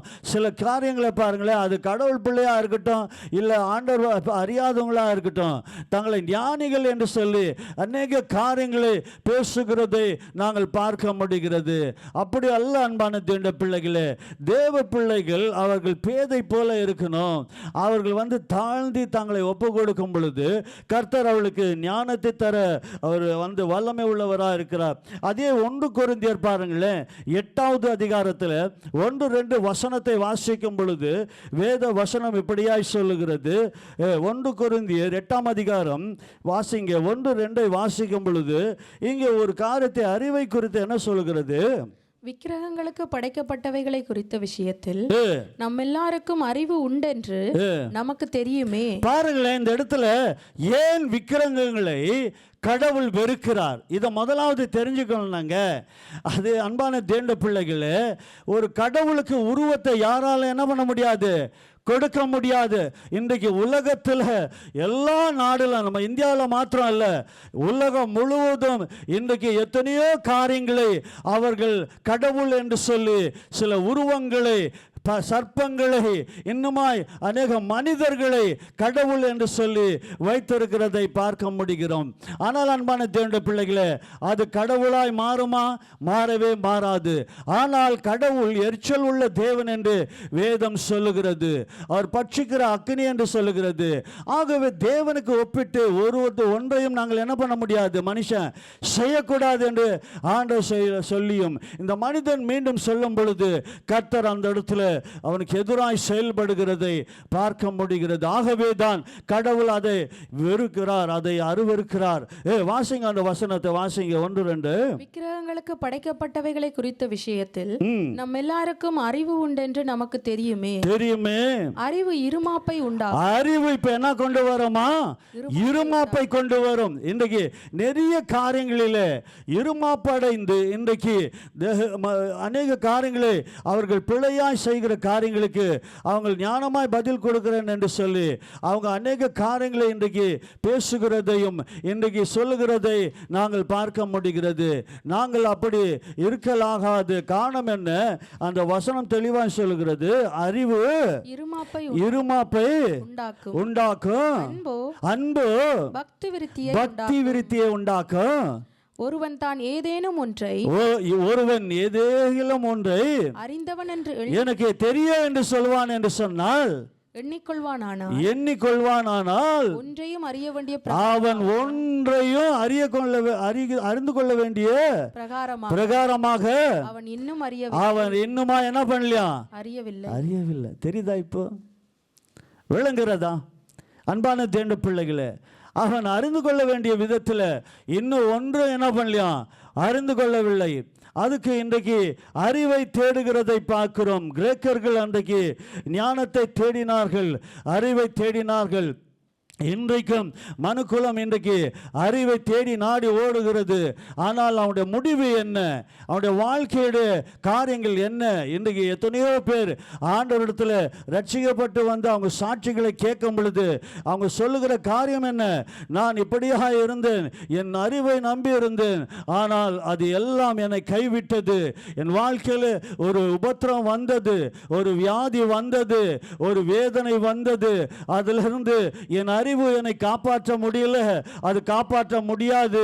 இதோ இயேசு என் வாழ்க்கையில் வந்தபோது என் வாழ்வை மாற்றி என்னை காப்பாற்றி என்னை இன்றைக்கு அவர் சாட்சியாக வைத்திருக்கிறார் என்று எத்தனை சாட்சிகளை நாங்கள் கேட்க முடியும். இன்றைக்கு நாங்கள் அன்பான தேவனுடைய பிள்ளைகளே, அறிவு இருமாப்பை கொண்டு வரும். எங்கள் அறிவினாலே நாங்கள் செயல்படுவோம் என்று சொன்னால் எங்கள் வாழ்க்கையில் தோல்விகளை தான் நாங்கள் சந்திப்போம். அதனால தான் குடும்பத்தில் ஞானமற்ற அறிவில்லாமல் அநேக காரியங்களை இதோ பெற்றோர்கள் செய்வதனால, பிள்ளைகள் செய்வதனால அந்த குடும்பத்தில் ஆசீர்வாதம் இல்லை, உண்மையான ஆண்டவருடைய ரட்சிப்பு இல்லை, ஆண்டவருடைய கிருபை இல்லை, ஆண்டவருடைய பாதுகாப்பு இல்லை என்று சொல்லி நாங்கள் பார்க்கிறோம். ஆகவே அன்பான தேவனுடைய பிள்ளைகளே, தயவு செய்து இன்றைக்கு நாங்கள் அறிந்து கொள்ள வேண்டிய விதத்தில் நாங்கள் அறிந்திருக்கிறோமா? தேவனுக்கு ஏற்ற காரியங்களை நாங்கள் செய்கிறோமா? ஆகவே பைபிள் தெளிவாக சொல்கிறது, அறிவு இருமாப்பை கொண்டு வரும் என்று சொல்லி. ஆகவே நீ ஏதாகிலும் தெரிந்து கொண்டு இருக்கிறாய் என்று சொல்லி நீ சொல்லுவாய் என்று சொன்னால் தெரிந்து கொள்ள வேண்டிய விதத்தில் நீ என்ன பண்ணல? ஒன்றும் தெரிந்து கொள்ளவில்லை. ஆகவே தான் இன்றைக்கு ஆண்டவருடைய வசனம் எங்களை பார்த்து எச்சரிக்கிறது. ஆகவே அன்பான தேவனுடைய பிள்ளைகளே, ஆனால் தேவ பிள்ளைகள் என்ன செய்ய வேண்டும்? வாசிங்க அந்த 1 கொரிந்தியர் 1வது அதிகாரத்தில் 23வது வசனத்தை வாசிங்க. 1 கொரிந்தியர் 1:23 வாசிங்க. நாங்களோ பாருங்களேன், இங்கே ஆண்டவருடைய வசனம் சொல்லுகிறது, நாங்களோ சிலுவையில் அறையப்பட்ட கிறிஸ்துவை, இயேசு கிறிஸ்துவை, இன்றைக்கு தேவ பிள்ளைகள் ஆண்டவருடைய பிள்ளைகள் அவங்க என்ன சொல்றாங்க? நாங்களோ சிலுவையில் அறையப்பட்ட கிறிஸ்துவை, சிலுவையில் அறையப்பட்ட கிறிஸ்துவை பிரசங்கிக்கிறோம். அவர் யூதருக்கு இடரலாயும் கிரேக்கருக்கு பைத்தியமாயும் கிரேக்கருக்கும் பைத்தியமா இருக்கிறார். ஆகிலும் யூதரானாலும் கிரேக்கரானாலும் எவர்கள் அழைக்கப்பட்டார்கள், அதுதாங்க முக்கியம். இன்றைக்கு அநேகருக்கு அதனால தான் ஆண்டவர் ஒவ்வொரு நாளும் ஒவ்வொரு க்ஷணமும் அவர் தன் கரங்களை, காயப்பட்ட கரத்தை விரித்து வருத்தப்பட்டு பாரம் சுமக்கிறவர்களே நீங்கள் எல்லோரும் என்னிடத்தில் வாருங்கள் வாருங்கள் என்று சொல்லி இன்றைக்கு அழைப்பு கொடுத்து கொண்டு இருக்கிறார். ஆனால் இன்றைக்கு தேவனை அறிந்தவங்க கூட எங்கேயா இன்றைக்கு ஆண்டவர் சமூகத்தை தேடுகிறோமா? இல்லை எங்கள் ஞானத்தில் அநேக காரணங்களை நாங்கள் சொல்லிக் கொண்டு இருக்கிறோம், அநேக காரியங்கள் அதுக்கு காரணங்களை சொல்கிறோம். இதனால தான் அதனால தான் இதனால தான் என்று சொல்லி அப்படி அல்ல. அன்பான தேவனுடைய பிள்ளைகளே, தேவ பிள்ளைகள் எங்கள் வாழ்க்கையில் நாங்களோ இதோ சிலுவையில் அறையப்பட்டு இயேசுவை பிரசங்கிக்கிறோம் என்று சொல்லி ஆண்டவருடைய வசனம் சொல்கிறது. ஆகவே அன்பான தேவனுடைய பிள்ளைகளே, நாங்கள் இன்றைக்கு யாரை நோக்கி பார்க்கிறோம்? அதனால தான் தாவீது இதோ அந்த நாளிலேயே அவன் தேவனை நோக்கி பார்க்க கற்றுக்கொண்டான். ஆகவே என் வாழ்க்கையில் வர இருளை இயேசு என் தெய்வம் பிரகாசமாய் மாற்றுவார். என்னை இதோ வெட்கத்துக்கு விடாதபடிக்கு என்னை அவர் அதிலிருந்து தூக்கி எடுப்பார் என்று சொல்லி காரணம் என்ன? அவர் குடும்பத்தில் பாருங்களேன், அவனுக்கு ராஜ்யத்திலும் இல்லை, அவன் சொந்த குடும்பத்தில் சொந்த மகனே என்னது அந்த தகப்பனுக்கு எதிராக செயல்பட்டதை நாங்கள் பார்க்குறோம். அதனால் அன்பானவர்களே, அவன் வெட்கப்பட்டு போனானா? இல்லவே இல்லை. தாவீதை ஆண்டவர் வெட்கப்பட்டு போக விடவே இல்லை. இன்றைக்கு எங்கள் வாழ்க்கையில் அன்பான தேண்ட பிள்ளைகளே, நாங்கள் வெட்கப்பட்டு போகாதபடிக்கு எங்களை ஆண்டவர் நடத்த அவர் கிருபையுள்ளவராக இருக்கிறார். நாங்கள் யாரை பிரசங்கிக்கிறோம், நாங்கள் யாரை சார்ந்து இருக்கிறோம், நாங்கள் யாரை முன்வைத்திருக்கிறோம், எங்கள் வாழ்க்கையில் எல்லா காரணங்களிலும் நாங்கள் இயேசுவை முன்வைக்க கற்றுக்கொள்ளும் பொழுது தேவன் எங்களை ஆசீர்வதிக்க அவர் போதுமானவராக இருக்கிறார். பாருங்களேன், லூக்கா 2ஆம் அதிகாரத்தில் இது ஆண்டவராகிய கர்த்தர் அவர் குழந்தையாய் பிறந்தபோது அந்த இடத்துல பெற்றோர்கள் இது கொண்டு வராங்க. அந்த பெற்ற தாயும் வளர்ப்பு தகப்பனும் இதோ அந்த இடத்துல அந்த ஆலயத்தில் கொண்டு வரும்போது அங்கே எங்களுக்கு தெரியும் சிமியோன் என்ற ஒரு ஆண்டோடைய ஊழியக்காரன் இருந்தாராம். அவருக்கு சொல்லப்படுகிறது, நீ இயேசுவை காணாமல் என்ன பண்ண மாட்டாய், மரிக்க மாட்டாய். எத்தனை பெரிய ஒரு பாக்கியம். ஆனால் அவர் வயது சென்று இருந்தார் என்று பார்க்கிறோம். அப்பொழுது இயேசுவை குழந்தையாக கொண்டு வராங்க. இயேசுவை தன் கையிலே அவருக்கு அவர் கரத்தில் கொடுக்குறாங்க. இதோ இயேசுவை அந்த சிமியோன் என்ற அந்த மனிதன் பார்த்த பொழுது அந்த உள்ளத்தில் சமாதானம் சந்தோஷம். இயேசுவை பார்த்த பொழுது அப்போ அவர் என்ன உடனே சொல்றார் தெரியுமா? இப்பொழுது நான் சமாதானத்தோடு போக விடுங்க. பாருங்களேன், போதும். இயேசுவை பார்த்துட்டாக்க என் வாழ்க்கையில் என்னது எல்லாம் போதும், என் வாழ்க்கையில் எல்லாம் எங்களுக்கு போதும் என்று சொல்லி நாங்கள் யாரை பார்த்து கொண்டு இருக்கிறோம்? ஆகவே அன்பான தேவனுடைய பிள்ளைகளே, அதனால தான் அன்றைக்கு ஆண்டவர் கடிந்து கொண்டார் அவர்களே, இந்த பொல்லாத சந்ததியாரே, இதோ இந்த நாளிலே நீங்கள் எதை தேடிக்கொண்டு இருக்கிறீங்க, எதுக்கு பின்னால் ஓடிக்கொண்டு இருக்கிறீங்க? இந்த உலகத்தில் அன்பான தேவனுடைய பிள்ளைகளே, மனிதன் வாழ பணம் வேணும், வீடு வேண்டும், ஆகாரம் வேணும், இது எல்லாம் தேவன் அறிந்திருக்கிறார். அது எல்லாவற்றையும் ஆண்டவர் வைத்திருக்கிறார். ஆனால் நீ முதலாவது தேவனை தேடும் பொழுது, தேவனை நோக்கி பார்க்கும் பொழுது தேவன் அதை எல்லாவற்றையும் தர போதுமானவராக இருக்கிறார். ஏன் இதை நாங்கள் நம்புவதில்லை? ஏன் இதை நாங்கள் ஏற்றுக்கொள்வதில்லை? பாருங்களேன் என்ன சொல்றாரு பாருங்களேன். 2:34-35 வாசிக்கும் பொழுது, லூக்கா வாசிங்க. பின்னும் சிமியோன் அவர்களை ஆசீர்வதித்து அவருடைய தாயாகிய மரியாளை நோக்கி இதோ அநேகருடைய இதயத்தின் சிந்தனைகள் வெளிப்படத்தக்கதாக பாருங்களேன் என்ன சொல்றாரு பாருங்களேன் அந்த இடத்துல. அதனால தான் அறிவு இருமாப்பை கொண்டு வரும் என்று சொல்லி நாங்கள் கொரிந்தியர்ல பார்த்தோம். இதோ அநேக சிந்தனைகளை தேவன் அறிந்திருக்கிறவராக இருக்கிறார். ஆகவே அவர் அந்த காரியங்களை அந்த சிமியோன் சொல்லுகிறதை பார்க்கிறோம். மீண்டும் வாசிங்க அந்த வசனத்தை. பின்னும் சிமியோன் அவர்களை ஆசீர்வதித்து அவருடைய தாயாகிய மரியாளை நோக்கி இதோ அநேகருடைய இருதய சிந்தனைகள் வெளிப்படத்தக்கதாக இஸ்ரவேலில் அநேகர் விழுகிறதற்கும் எழுந்திருக்கிறதுக்கும் விரோதமாக பேசப்படும் அடையாளமாவதற்கு இவர் நியமிக்கப்பட்டிருக்கிறார். உன் ஆத்துமாவையும் பாருங்களேன், அந்த நாளில் மரியாதை குறித்து சொல்லப்படுகிறது. உன் ஆத்துமாவை ஒரு பட்டயம் என்ன பண்ணும், உருவி போகும் என்று சொன்னார். உருகி போகும் அவரிடத்திலே சொல்றாரு. அது என்ன? தான் பெற்றெடுத்த அந்த இயேசு அவர் மரிக்க போகிறார். அவர் மக்களுக்காக இதோ மரிக்க வேண்டியது அவசியமாக இருக்கிறது. அந்த தாய் உள்ளம் எப்படி இருந்திருக்கும். ஆனால் அதே லூக்காவில் நாங்கள் பார்க்கும் பொழுது அன்பானவர்களே, இவை எல்லாவற்றிலும் அவர் தன் உள்ளத்தில் வைத்து அவர் சிந்தித்து கொண்டார் என்று நாங்கள் பார்க்குறோம். ஆகவே இன்றைக்கு எங்களுடைய ஞானம் அறிவு எங்கே இருக்கிறது, யாரை சார்ந்து இருக்கிறது, அது மிக அவசியமாக இருக்கிறது. மாத்திரமல்ல அன்பான தேவனுடைய பிள்ளைகளே, 1 கொரிந்தியர் புஸ்தகம் 2ஆம் அதிகாரத்தில் 14வது வசனத்தை வாசிக்கும் பொழுது வாசிங்க என்ன சொல்லுகிறது. 1 கொரிந்தியர் 2ஆம் அதிகாரம் 14வது வசனத்தை வாசிக்கும் பொழுது வேத வசனம் எப்படியா சொல்லுகிறது? எடுத்து வாசிக்க கேட்போமா? ஜென்ம சுபாவமான மனுஷனோ தேவனுடைய ஆவிக்குரியவைகளை ஏற்றுக்கொள்ளான். பாத்தீங்களா? இப்ப இயேசுவை ஏற்றுக்கொள்ளாததுக்கு காரணம் என்ன? அந்த ஜன்ம சுபாவம் என்னது இன்னும் மாறல. அதனால தான் இயேசு இதை மாற்றத்தான் அவர் தன் ஜீவனை தந்தார், அவருடைய இரத்தத்தை சிந்தினார். அன்பான தேவனுடைய பிள்ளைகளே, இதோ அவன் ஜன்ம பாவங்கள் அந்த மனுஷன் பாருங்களேன், தேவனுடைய ஆவிக்குரிய காரியங்களை அவன் என்ன பண்ண மாட்டானா, ஏற்றுக்கொள்ள மாட்டான். இயேசுவை ஏற்றுக்கொள்ளாததுக்கு காரணம் என்ன? இன்றைக்கி குறைகளை சொல்லி கொண்டு இருக்கிறாங்க. அவர்னால தாங்க அவர் இப்படி பேசிட்டாருங்க, அந்த சபைக்கு போனால் அவர் அப்படி பண்ணிட்டாருங்க, இல்லை இப்படி சொல்லிட்டாருங்க என்று சொல்லி அவர்கள் இது குறைகளை சொல்லிக் கொண்டு இருக்கிறதை பார்க்கிறோம். அவர்கள் இயேசுவை ஏற்றுக்கொள்ளாது இருக்கிறதுக்கு அந்த ஜன்ம சுபாவ மனிதன் அவன் வாழ்க்கையில் என்னது மாறல. இன்றைக்கு ரட்சிக்கப்பட்டிருக்கிற நாங்கள் அந்த சுபாவம் மாறி இருக்கிறதா? நிறைய நேரத்தில் என்ன சொல்லிடுறோம், நாங்களும் மனுஷன் தானே, உண்மைதான் யா, உனக்குள்ள கர்த்தர் வருவார் என்று சொன்னால் பழையவை எல்லாம் கலந்து போனது, எல்லாம் என்னது புதிதாய் மாற்றுகிறேன் ஆண்டவர் சொல்லி இருக்கிறாரு. அப்போ உள்ளான மனிதன் நாளுக்கு நாள் நீ புதிதாக வேண்டுமே, நீ எப்படி பழுதாய் நீ இருக்க முடியும்? அது உனக்குள்ள எப்படி இருக்கலாம்? இல்லையே, உன் வாழ்க்கையை ஆண்டவர் மாற்றத்தானே வந்தார் உனக்குள்ளே.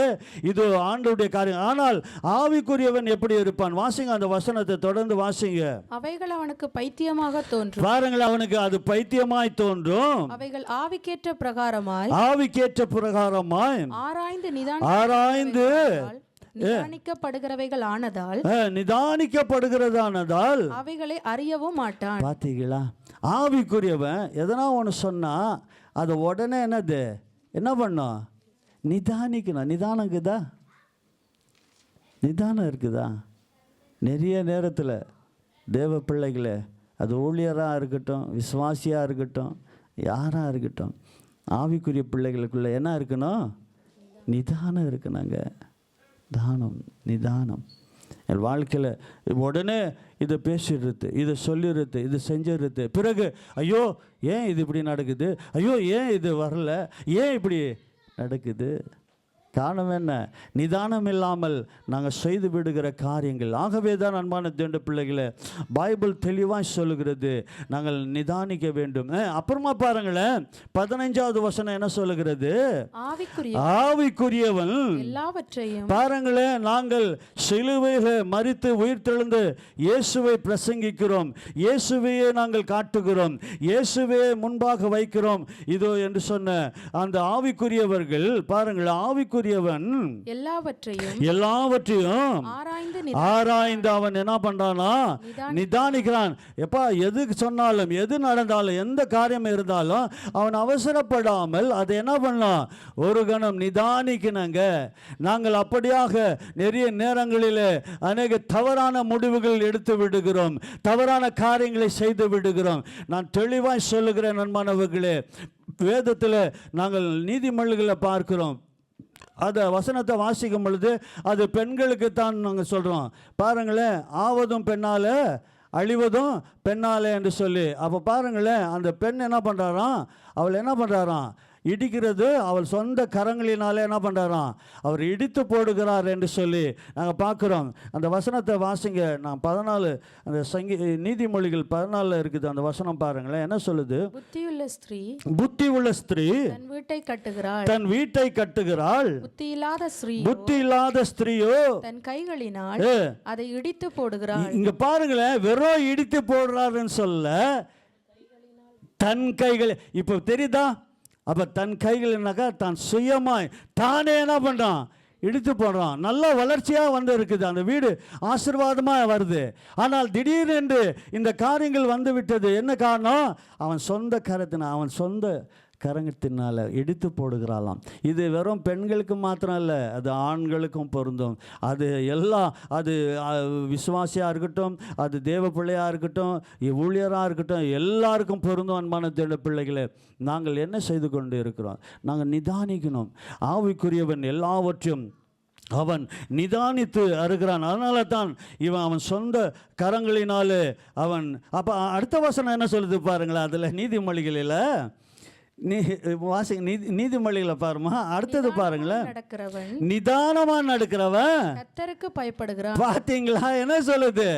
அன்பான தேண்ட பிள்ளைகளே, நான் இதெல்லாம் தியானிச்சின்னு வரல. திடீரென்று தான் இந்த வசனம் பாருங்களேன், இந்த முதல் வசனத்தை நிறைய நேரத்தில் பிரசங்கம் பண்ணுறோம்.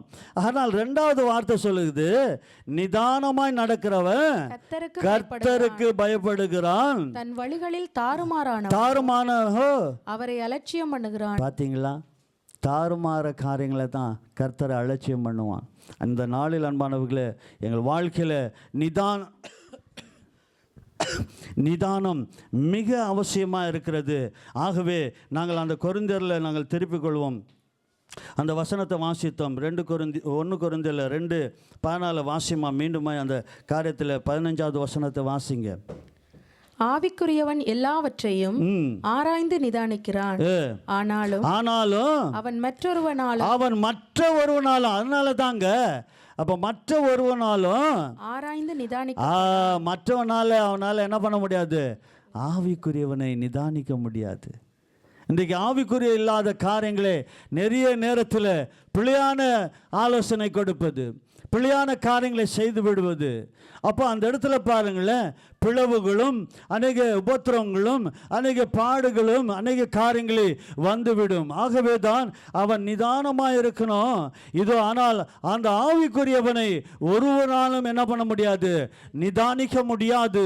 ஏன் என்று சொன்னால் தேவனை அவனை நடத்துகிறார். 16வது வசனம், கர்த்தருக்கு போதிக்கத்தக்கதாக அவருடைய சிந்தையை அறிந்தவன் யார்? கடவுளுக்கு நாங்கள் இதோ இந்த நாளிலே போதிக்கத்தக்கவன் யார்? எங்களுக்கோ கிறிஸ்துவின் சிந்தை உண்டாயிருக்கிறது. அல்லேலூயா சொல்லுவோம். ஆகவே எங்களுக்கு இயேசு கிறிஸ்துவின் சிந்தை எங்களுக்குள்ளே இருக்கிறது. ஆகவே தான் அன்பானவர்களே, இதோ அவர்கள் அவரை நோக்கி பார்த்தார்கள், பிரகாசம் அடைந்தார்கள் என்று சொல்லி நாங்கள் பார்க்கிறோம். ஆகவே கடைசியாக இதோ நாங்கள் அப்போஸ்தலர் பணியிலே பார்க்கிறோம், ஆண்டவருடைய ஊழியக்காரன் அவர் எப்படியாய் அந்த இடத்துல செயல்படுகிறார் என்று பேதுருவை பற்றி நாங்கள் பார்க்கும் பொழுது எடுத்து வாசிங்க. அவர் ஆண்டவருக்குள்ளே வருவது, அந்த ஆவிக்குரிய காரியங்களை அவர் பெற்றுக்கொள்ளாததுக்கு முன்பாக அநேக காரியங்களை அவர் மறுதளித்தார். அநேக காரியங்களை ஆண்டவருக்கு அறிவுரையெல்லாம் சொல்லுவார். ஆனால் என்றைக்கு அவர் அந்த ஆவியானவருடைய அந்த அனுபவத்தை பெற்றுக்கொண்டாரோ அன்றைக்கு முழுவதுமாய் அவர் ஆண்டவருக்கு ஒப்பு கொடுக்கிறதை பார்க்கிறோம். ஆண்டவர் அவரை வல்லமையாய் அவரை பயன்படுத்தினதையும் நாங்கள் வேதத்தில் காண முடியும். இந்த ஒரு காரியத்தை நாங்கள் பார்த்து நாங்கள் ஜெபம் பண்ணுவோம். என்னது? எடுத்து வாசிங்க. அப்போஸ்தலர் பணி 4ஆம் அதிகாரத்தில் இங்கே ஒரு காரியம் நடக்கும்.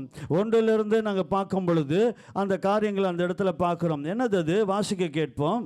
அவர்கள் ஜனங்களுடனே பேசிக் கொண்டிருக்கையில் ஆசாரியர்களும் தேவாலயத்து சேனை தலைவனும் சதுசேயரும் அவர்களிடத்தில் வந்து அவர்கள் ஜனங்களுக்கு உபதேசிக்கிறதுனாலும் இயேசுவை முன்னிட்டு மரித்தோரிலிருந்து உயிர்த்தெழுதலை பிரசங்கிக்கிறதுனாலும் சினங்கொண்டு, பாருங்களேன், இயேசுவை சொல்றதுனால அவங்க சினம் கொண்டார்களாம், அவருக்கு கோபம் கொண்டார்களாம்.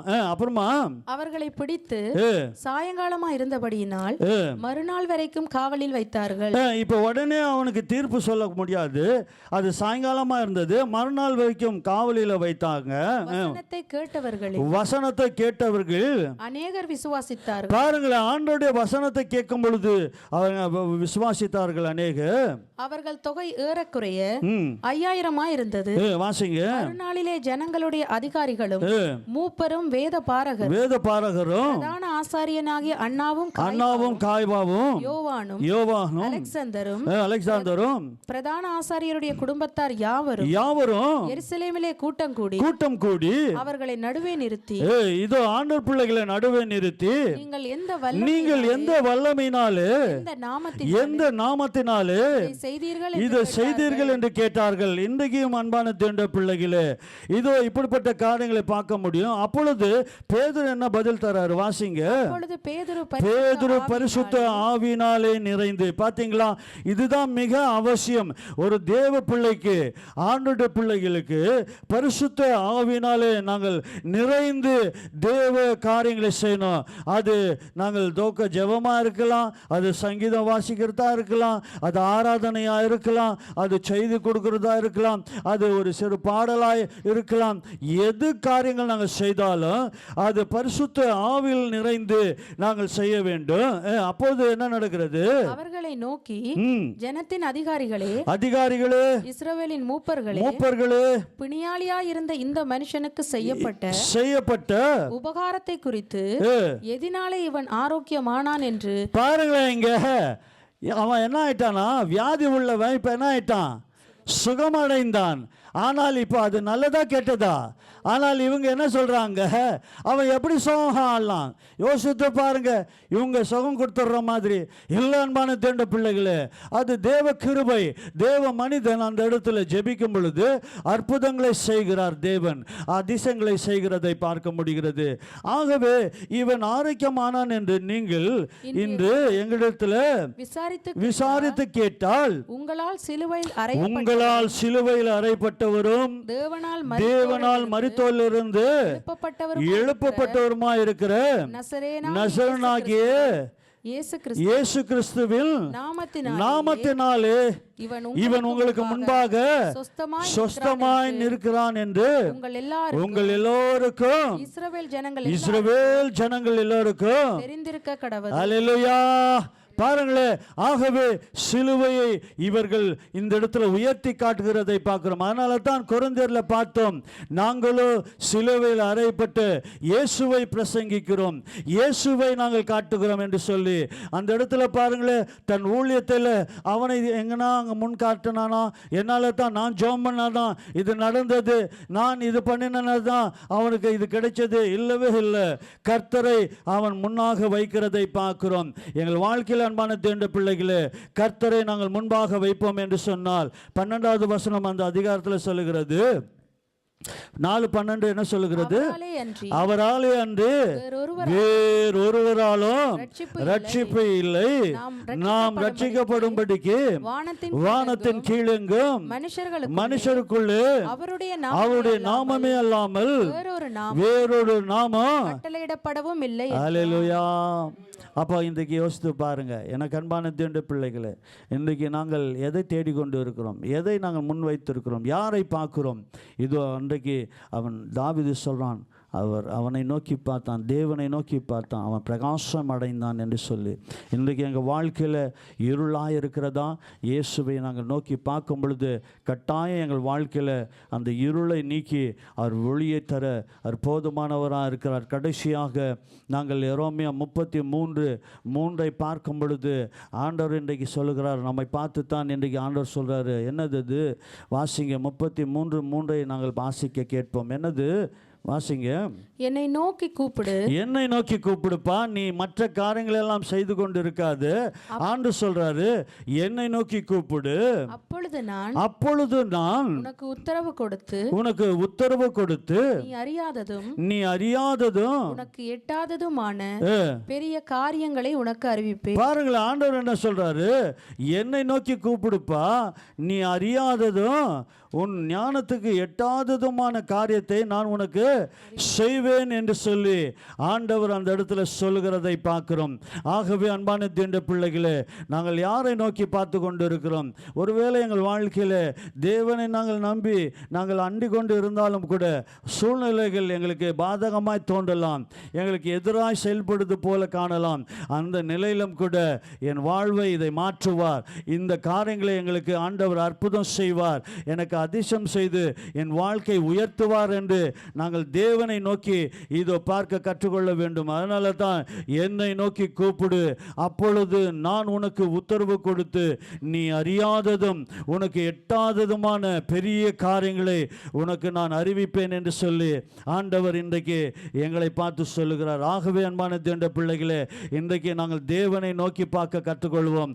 எல்லாரும் எழுந்து நின்று நாங்கள் ஜெபம் பண்ண போகிறோம். ஆண்டவரே, இதோ இந்த நாளில் கூட எங்கள் வாழ்க்கையில் அப்பா உம்மை நோக்கி பார்க்க நடக்க ஆண்டவரே எங்களை நாங்கள் ஒப்பு கொடுக்கிறோம். ஒருவேளை ஆண்டவரே உமக்கு பிடிக்காததை நாங்கள் செய்திருப்போம் என்று சொன்னால் எங்களை மன்னிங்கப்பா என்று சொல்லி அந்த 1 கொரிந்தியர் 1வது அதிகாரத்தில் 22, 23 வாசிக்கிறாங்க. நாங்கள் எல்லாரும் எழுந்து நின்று அந்த வசனத்துக்கு ஒப்பு கொடுப்போமா? இந்த நாளில் எல்லாரும் எழுந்து நின்று நாங்கள் ஜெபம் பண்ணுவோம், ஒப்பு கொடுப்போம். அந்த வசனத்தை வாசிங்க, எல்லாரும் எழுந்து நிற்போம், நாங்கள் ஜெபம் பண்ணுவோம்.